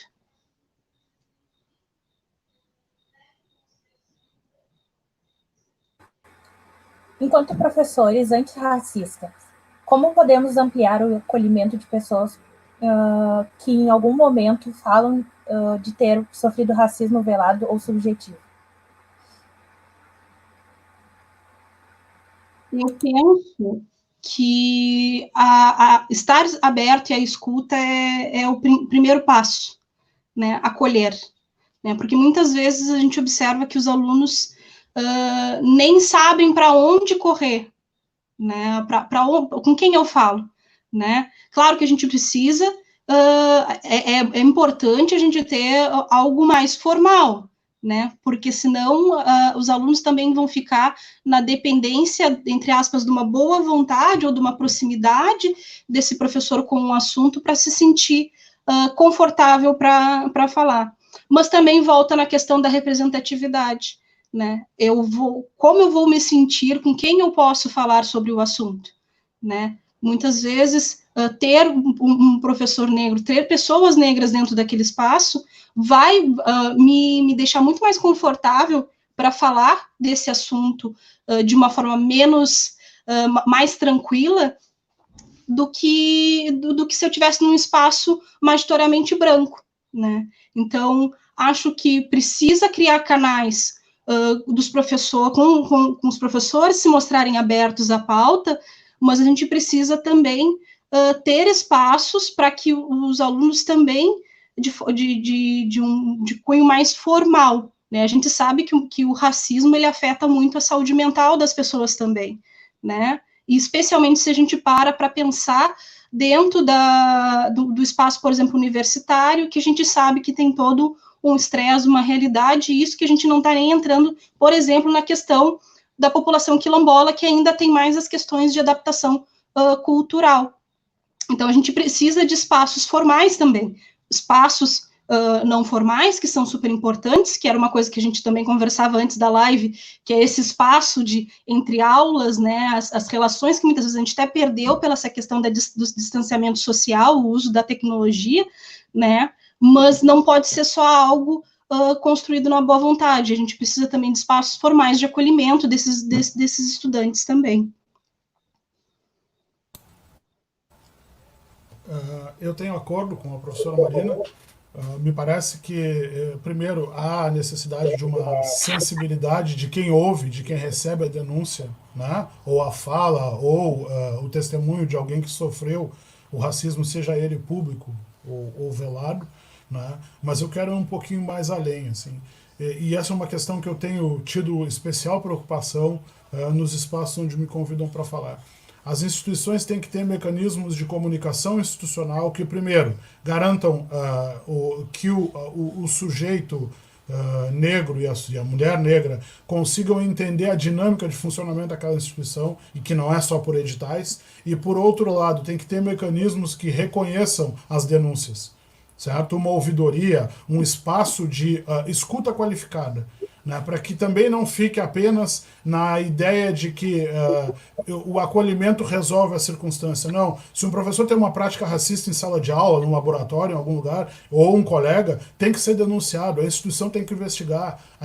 E eu não quero lançar a lógica do punitivismo como a solução, mas as pessoas têm que saber que racismo é crime, e elas têm que ser responsabilizadas por isso. Né? Porque, do contrário, fica se reproduzindo sempre. Então, não é incomum nós ouvirmos estudantes dizerem que o professor ou a professora A ou B diz que os alunos cotistas não deveriam estar naquela sala porque eles não têm capacidade para aquilo. Né? Ou que o professor X entrou no concurso porque tinha cota. Né? Então, não é incomum ouvirmos isso. E isso são práticas institucionais racializadas e que se traduzem nas posturas individuais das pessoas.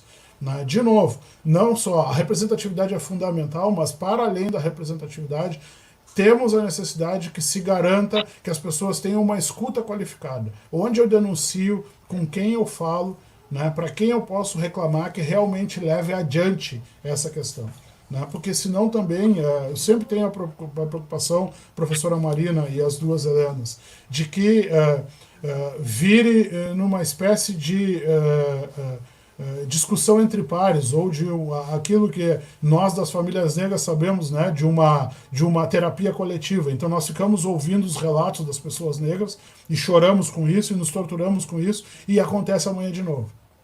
Né? E aí a gente fica pensando, tá, mas o que a gente vai fazer de fato para que haja uma mudança significativa e circunstancial desse cenário? Me parece que uma das questões é essa, processos de comunicação que sejam qualificados, né, de escuta e, além da escuta, de fazer com que essa escuta chegue nos tomadores de decisão. Né? Então, eu lembro quando trabalhava na prefeitura de Porto Alegre e tive a oportunidade de trabalhar lá, desenvolver algumas políticas de igualdade racial, principalmente no campo da saúde.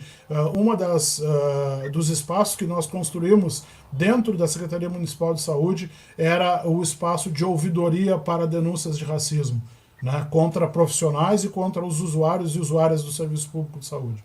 Né, porque é ali que a gente pode perceber, bom, se esse serviço tem também essa demanda, é porque precisa de formação ou precisa de uma revisão da sua estrutura. Né? Então, por isso que a escuta qualificada é importante, porque ela permite que aquele que denuncia tenha segurança também de que a sua fala vai ser levada adiante. Ok?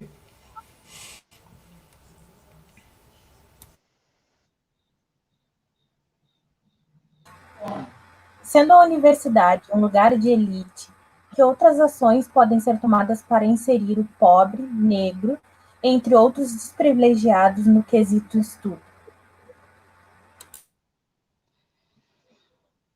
Eu penso que as ações afirmativas são parte. Claro que a gente precisa de muito mais.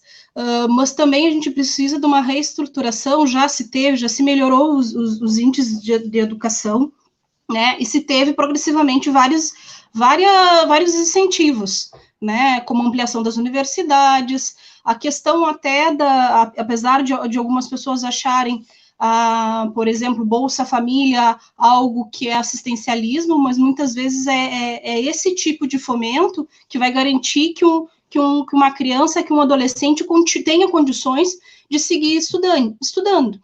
A gente sabe que, por exemplo, que até uns 6 anos, entre 6 e 10 anos de idade, a gente ainda tem uma porcentagem muito próxima de alunos negros e brancos dentro da escola. Mas quando a gente chega na parte da adolescência, a gente já vê que a questão financeira começa a prejudicar e esses alunos acabam muitas vezes deixando a escola para poder trabalhar, para poder se manter.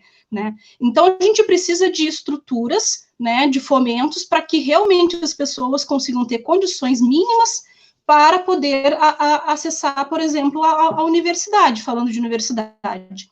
Né? A gente tem ampliação, como eu falei, ampliação, a gente tem programas, né, mas a gente precisa de um investimento muito maior e visualizar a educação como uma ferramenta importante, né, de mobilidade social. Né? A gente não consegue, teria dificuldade de chegar à educação no ensino superior se a gente não conseguir ter uma base adequada também. Então, a gente precisa de investimentos na base e não apenas no ensino superior. Né? As pessoas têm uma falsa ideia que as ações afirmativas devem ser utilizadas para sempre. Não, mas por isso que a gente precisa de uma reforma, de uma mudança das estruturas que estão pautadas no racismo, né, que vão dificultar a questão da moradia, a questão das condições de vida dessa população, para que essas pessoas consigam, então, chegar efetivamente ao ensino superior, por exemplo.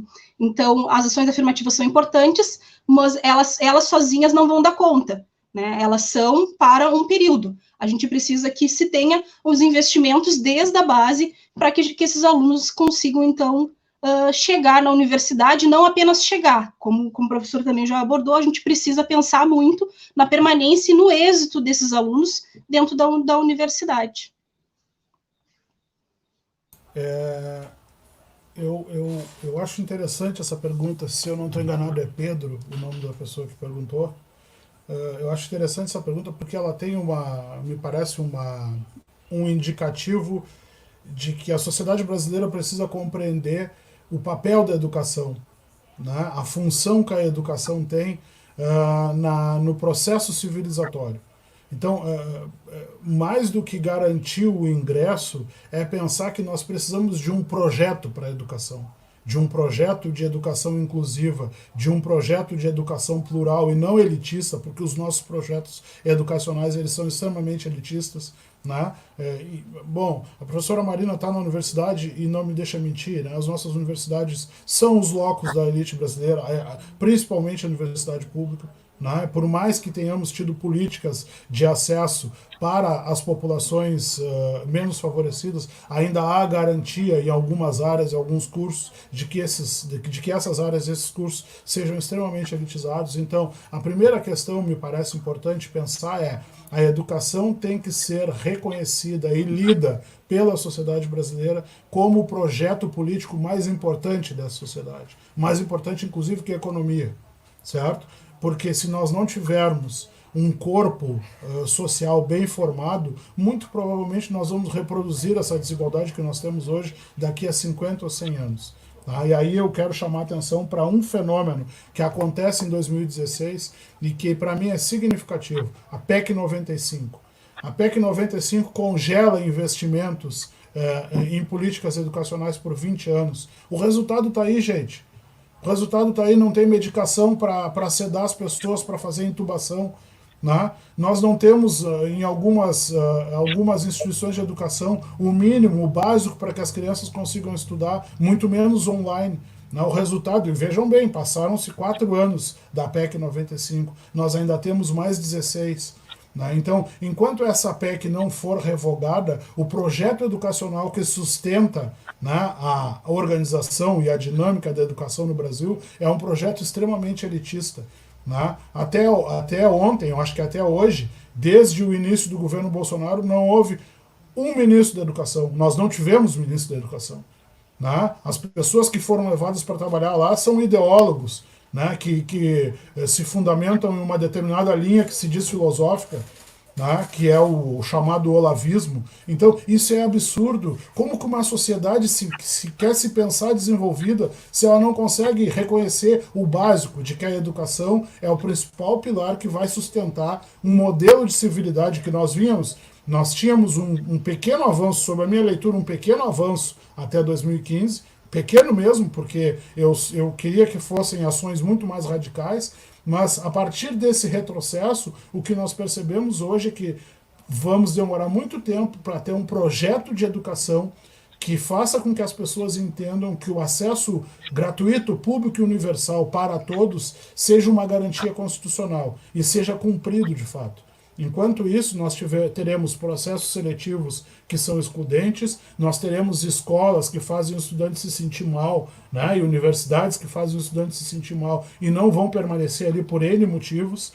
Então, me parece que a pergunta é importantíssima e é central que nós possamos entender que se não valorizarmos a educação, estamos fadados à incivilidade, à barbárie. Essa é a minha leitura.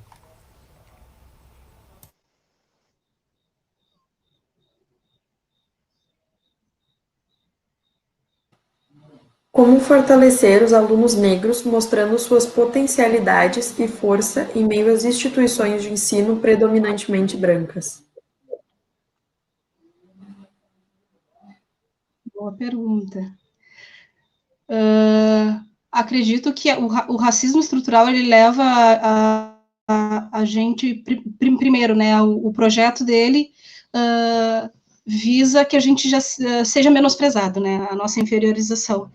Então, penso que essa construção ela é super complexa. Então, a gente precisa dos fomentos, né? Sejam professores que consigam visualizar as necessidades do aluno e suas potencialidades. Então, e pensando que a maior parte dos professores são brancos, como o professor André tinha falado, a gente precisa que essas pessoas entendam seus privilégios, tentem visualizar os alunos de uma forma dentro das suas especificidades, né? Muitas vezes a gente vê alguns professores, eu já fui aluna, né, no qual a gente entra na universidade ou entra nas escolas e acha que aquele espaço não é para si. Então, a gente precisa muitas vezes de um reforço constante desse aluno das suas capacidades, né, que sejam exploradas e visualizadas, né, na sua potencialidade, e não, muitas vezes, as suas dificuldades, né. Muitas vezes a gente observa que se fixa muito nas dificuldades e não em tudo que esse aluno consegue produzir e ser capaz, né. Mas a gente não pode ficar só na questão da boa vontade dos professores, nós precisamos de formação também para esses professores, para que eles visualizem também as especificidades nos diferentes alunos. Claro, aqui a gente está falando particularmente da questão racial, mas a inclusão, ela é mais ampla, a gente tem alunos, por exemplo, com necessidades especiais, por exemplo, auditivas, ou então, e outras. Então, a gente precisa visualizar essas necessidades, mas os professores também precisam estar um pouco mais preparados para entender esses processos, e a instituição também precisa fomentar esse processo dentro dos seus espaços, né? A gente sabe que a gente tem N atividades, né, e que muitas vezes a gente não consegue dar conta de complementar, né, em algum outro momento. Então, está aí o papel das instituições de auxiliar que essas necessidades sejam visualizadas, né, e que a gente visualize as potencialidades dos alunos e não só as suas fragilidades.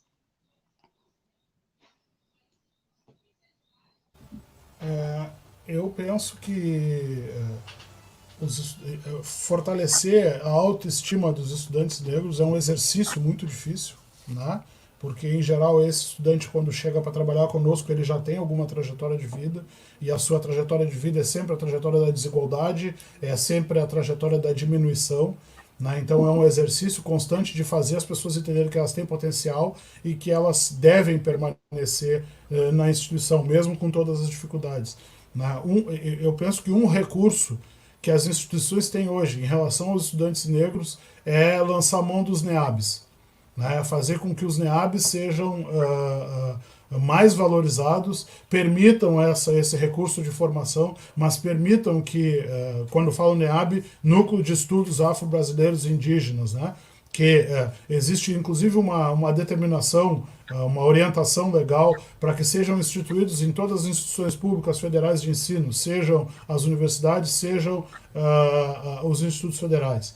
Então, são os núcleos que podem permitir, digamos assim, o acolhimento mais consistente, mais cotidiano do aluno, né? A criação e a construção de um espaço onde o aluno se reconheça. E, a partir daí, inclusive, ofertar ao corpo docente e ao corpo discente interessado formações que lhes permitam e que lhes propiciem reconhecer, né, a importância de acolher esses estudantes. Isso, para mim, é central, isso é fundamental. Né, porque se os professores não reconhecerem isso, por mais que nós façamos um esforço grande de fortalecimento da autoestima dos estudantes, isso pode ser desconstruído com uma frase muito simples: esse não é o teu lugar. Né? Eu lembro quando fui fazer mestrado na URGS em 2009, e aí estava lá a frase que se tornou famosa, né, no muro da Faculdade de Direito da URGS, escrito: aqui o lugar de negro é na cozinha. Né? E até hoje, toda vez que eu falo disso, eu percebo o impacto que aquilo tem em mim, porque eu era um cara já com mais de 30 anos, saído de uma cidade do interior, não conhecia ninguém em Porto Alegre, fui fazer um curso de pós-graduação que é um dos mais cotados do país e me deparo com essa frase, né, de que o lugar de negro era na cozinha. E não que não fosse, né, mas o que eu quero dizer com isso é que existem várias formas de desconstruir muito facilmente a nossa autoestima, uma vez que nós temos uma dificuldade muito grande de constituir a nossa autoestima como algo relevante e consistente na nossa dinâmica cotidiana. Mas, enfim, penso que seja por aí o caminho.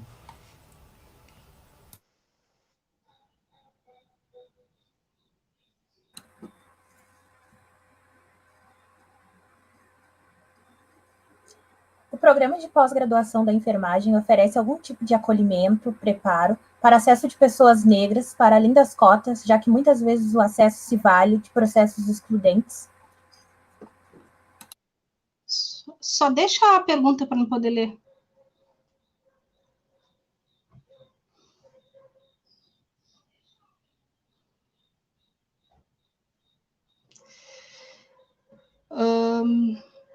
Olha, eu não vou saber responder a pergunta por completo. Eu não tenho conhecimento, mas eu não tenho muito tempo de instituição. Até se as gurias que estão assistindo quiserem responder nos comentários, eu acho mais adequado para mim não dar nenhuma informação diferente, tá? Do que é a real.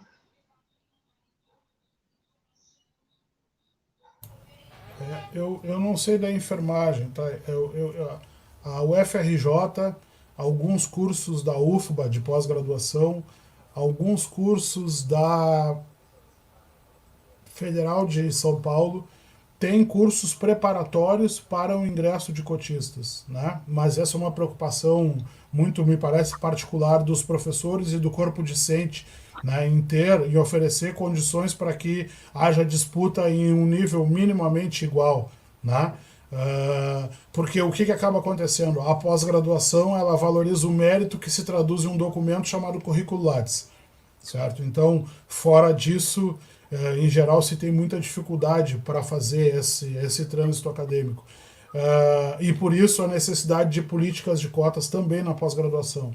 Né? Não porque as pessoas são incapazes, muito pelo contrário, é porque nós perdemos uma potência de genialidade de estudantes negros que muitas vezes se formam na graduação e têm que trabalhar porque é o cenário que se lhes apresenta.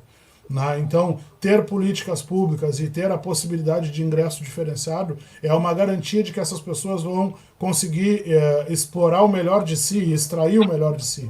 Né? Se os programas de pós-graduação tiverem essa preocupação, né, em minimamente nivelar os estudantes a partir de cursos preparatórios, me parece bastante razoável. Né? Porque se a gente deixa também, e a professora Marina está aqui, sabe também quanto eu, só na mão do Lattes, muitas vezes as surpresas, né, são bastante, no mínimo, desconfortáveis. Né? Então, se serve como sugestão, é pensar talvez em mecanismos, um cursinho no mesmo formato de um cursinho pré-vestibular, né? Principalmente para as línguas estrangeiras, que é onde nós temos mais dificuldades. Né? As línguas estrangeiras hoje, elas inclusive segregam a possibilidade de ingresso na pós-graduação, porque se a pessoa não tem o domínio ali, logo que entra e demonstra isso por uma prova de proficiência, não vai permanecer no curso. Então, tudo isso é um conjunto estrutural, né? E, de novo, vou reforçar, aqui se demonstra as estruturas racializadas da sociedade brasileira. Né? Aqui está o racismo estrutural. Na medida em que eu crio condições para que uma parcela mínima da população consiga acessar bancos que são tão privilegiados. Acho que é por aí. Só para completar a resposta a essa pergunta, a professora Franciele Roberta Cordeiro comentou que ela também não tem conhecimento de algo que exista no programa de pós-graduação, no programa de pós-graduação da enfermagem. Como fazer o recorte racial num país com uma forte miscigenação, com famílias, por exemplo, com poloneses, indígenas e negros?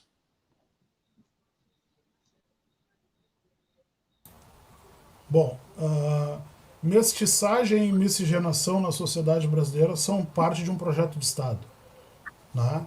E parte de um projeto de Estado que visava branquear a sociedade brasileira. Né? O objetivo maior do Estado brasileiro ao final do século XIX e início do século XX é que as gerações futuras fossem embranquecidas. Então, partir da premissa de que as famílias são miscigenadas e por isso talvez haja uma dificuldade maior de se estabelecer o recorte racial, o Estado não tem problema nenhum em estabelecer o recorte racial. O Estado sabe quem são as pessoas pretas. O Estado sabe quem são as pessoas que devem ser segregadas. A polícia sabe quem são as pessoas que devem ser segregadas. O sistema judiciário sabe quem são as pessoas que devem ser punidas com maior efetividade. Muitas vezes em situações de julgamento em que o crime que cometeram são de menor monta, mas mesmo assim a punição é mais severa.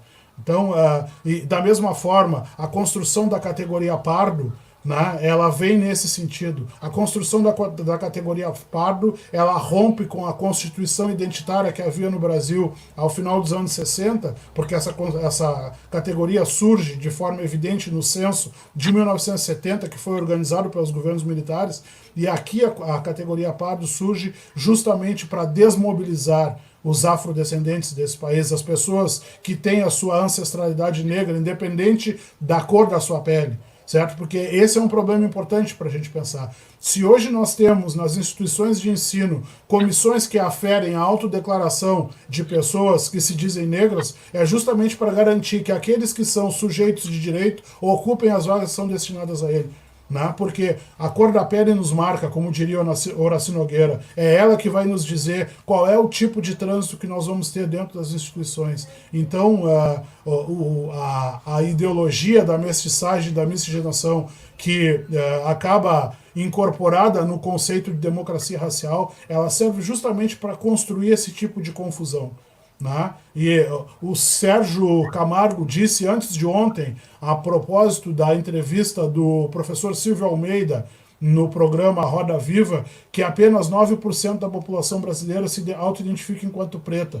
Né? Esse Sérgio Camargo que eu falo é o cidadão que hoje é presidente da Fundação Cultural Palmares. Ele faz isso como uma estratégia discursiva ideológica, né, que é justamente desvalorizar o fato de que o princípio ideológico do colorismo foi construído também para que nós não nos identifiquemos como negro, apesar da cor da nossa pele, certo? Então, quanto mais próximo eu tiver da branquitude, da branquidade, melhor. As pessoas têm que se dar conta disso. Né? Em famílias multirraciais, aqueles que são mais claros, eles vão ter possibilidades maiores do que aqueles que são mais escuros. Professora Elizabeth Horg Freeman, né, da Universidade da Califórnia, se eu não estou enganado, ela escreveu um livro chamado A Cor do Amor, né, que vai demonstrar como que, inclusive no Brasil, as pessoas de famílias multirraciais se classificam a partir das suas expressões fenotípicas. E aqueles que são mais escuros são os que levam menos vantagem em tudo, inclusive nas relações afetivas. Então me parece necessário a gente pensar isso, né, como um projeto muito bem estruturado para a construção desse discurso.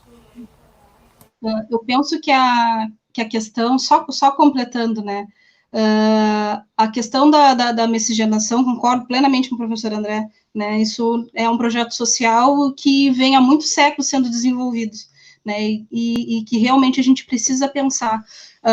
Acredito que a discussão, né, nos espaços ele é importante, né, especialmente com a questão da miscigenação, né, e a questão da construção da identidade, né? Eu sou negra clara, né? E eu entendo o impacto disso dentro dos espaços que eu acesso, né? E então a gente precisa pensar nesse reconhecimento, né? E o porquê da miscigenação, isso é importante, os porquês, né? O porquê somos miscigenados, né? Qual a intencionalidade, né? Quando a gente fala que o racismo estrutural é algo muito sofisticado e que ele opera há muito tempo, a gente precisa pensar que ele está tão arraigado nessa normalização da miscigenação, muitas vezes como uma coisa extremamente positiva e como se fosse algo, até para alguns, como se fosse uma ferramenta de ascensão. Né? Então, a gente precisa pensar e discutir essa diversidade de cores, essa diversidade, como ela funciona, né? E qual é o impacto disso na vida das pessoas. Mas essa discussão não pode ser só no meio acadêmico, tem que estar dentro de casa, porque a gente constrói essa visão, né? As crianças não nascem racistas, né? Elas estão dentro de uma sociedade que constrói essa identidade e que torna elas, então, muitas vezes, reprodutora desses processos, né? Então, o reconhecimento é importante, e é isso que a gente precisa estimular desde pequeno na criança, pensando até na questão da autoestima dessa criança e como ela vai lidar depois dentro dessa sociedade.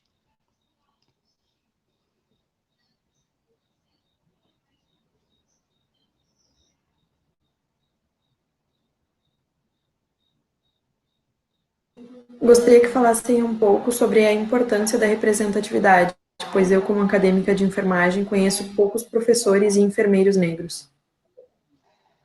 Essa questão da representatividade da enfermagem, ela é bem interessante, porque, para mim, realmente, nos espaços, muitas vezes era só eu, né, de enfermeira, mas a enfermagem em si, ela é constituída majoritariamente por pessoas negras.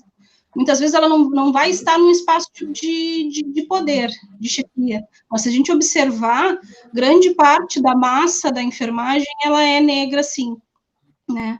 A gente precisa discutir mais isso, né? A gente não tem estudos robustos que falem, por exemplo, dessa representatividade dentro da enfermagem especificamente. Então, é algo que a gente precisa pensar, né?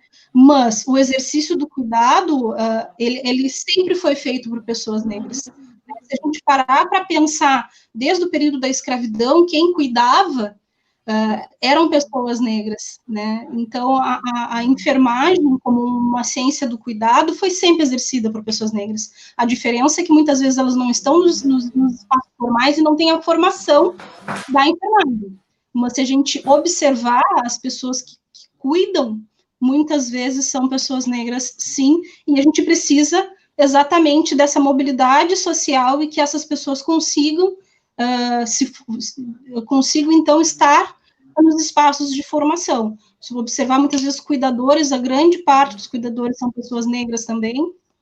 Então, a gente precisa visualizar nos espaços formais e que a gente tenha mais fomento, mais ações afirmativas, mas mais outras tantas ações que levem as pessoas a conseguir, as pessoas negras a conseguir estar nos espaços, especialmente em cursos elitizados, por exemplo, né, como a medicina, né? Claro, falando de enfermagem, a gente vai ter uma porcentagem um pouco maior, mas a gente ainda tem cursos da saúde muito elitizados, né, devido exatamente ao racismo estrutural e porque para alguns não é o espaço onde nós negros deveríamos estar.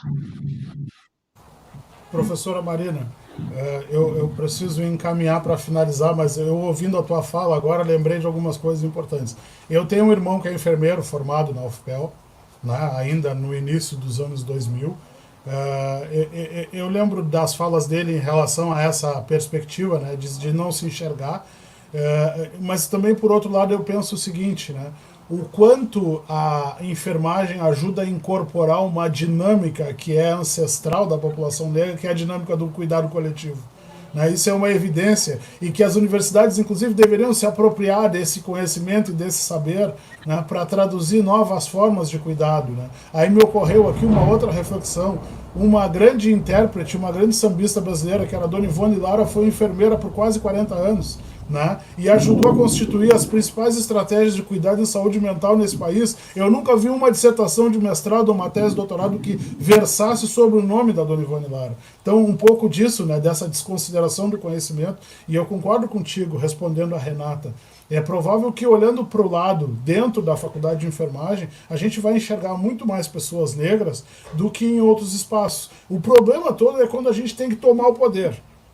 E a gente vai tomar o poder, isso aí é uma evidência para mim, não sei se a minha geração vai ver isso, mas eu ainda espero ver reitores negros nas universidades, diretores de faculdades, diretores e coordenadores de programas de pós-graduação, uma quantidade maior de professores negros, porque é aqui que a gente vai produzir novas formas de igualdade social. E vamos garantir a democracia plena, porque me parece que o substrato da pergunta da Renata também é esse. Nós temos que garantir a efetividade da democracia plena a partir da redução ou da desconstituição da desigualdade racial. Por aqui eu encerro a minha participação, já vou aproveitar para encaminhar também,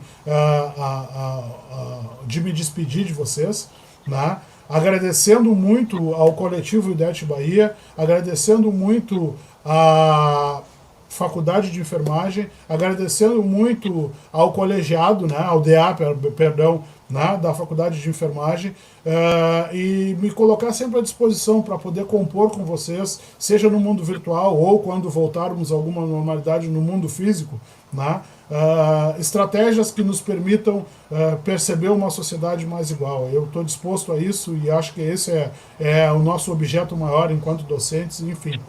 Muito obrigado mesmo, fico muito grato e foi muito salutar e muito saudável participar com vocês desse debate. Então, boa noite, pessoal. Gostaria de agradecer a participação de todos aqui na live. Ficaram algumas perguntas por não responder, mas em função do tempo bem extenso que a live já tomou, a gente vai começar a encerrar aqui. Agradecer a participação dos nossos convidados, o professor André, a professora Marina. Gostaria de agradecer as nossas intérpretes de Libras, a Cristiane e a Mônica, e a participação de todos vocês, pois sem vocês essa live não teria acontecido e a gente não teria tido uma troca tão legal. E lembrá-los, assim, eu e a Helena ficamos mais de mediadoras, mas essa é uma conversa inicial. Pesquisem, se informem, são conversas muito extensas e são muitas questões para se conversar, e a gente poderia ficar aqui por horas debatendo que a gente talvez não chegasse a conclusões de algumas coisas. Então, muito obrigada a todos que participaram.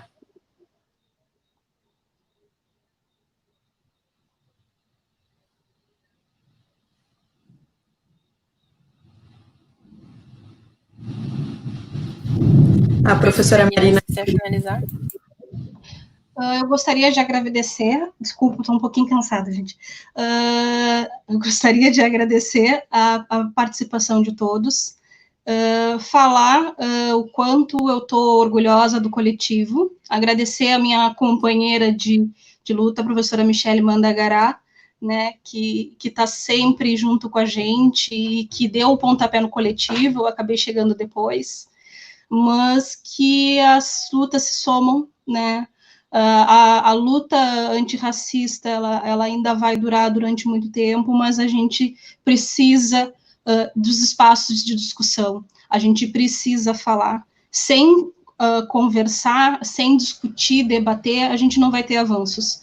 Então, hoje, eu reforço que a luta antirracista atual dentro da pandemia é a luta pelo SUS, mas a gente precisa dessa luta no nosso cotidiano, é todo dia, né? É conversando, é dialogando, e é em espaços como esse também. Agradecer muito, muito, muito o professor André por ter estado conosco nessa live, né? O coletivo, ele é muito jovem, ele tem 1 ano recém, mas ele está crescendo, e se tudo der certo, a gente vai fazer muito mais, porque o que a gente deseja é uma sociedade realmente democrática, porque enquanto existir racismo, a gente não vai ter democracia de forma plena e real. Então, eu agradeço às Helenas, né, por estarem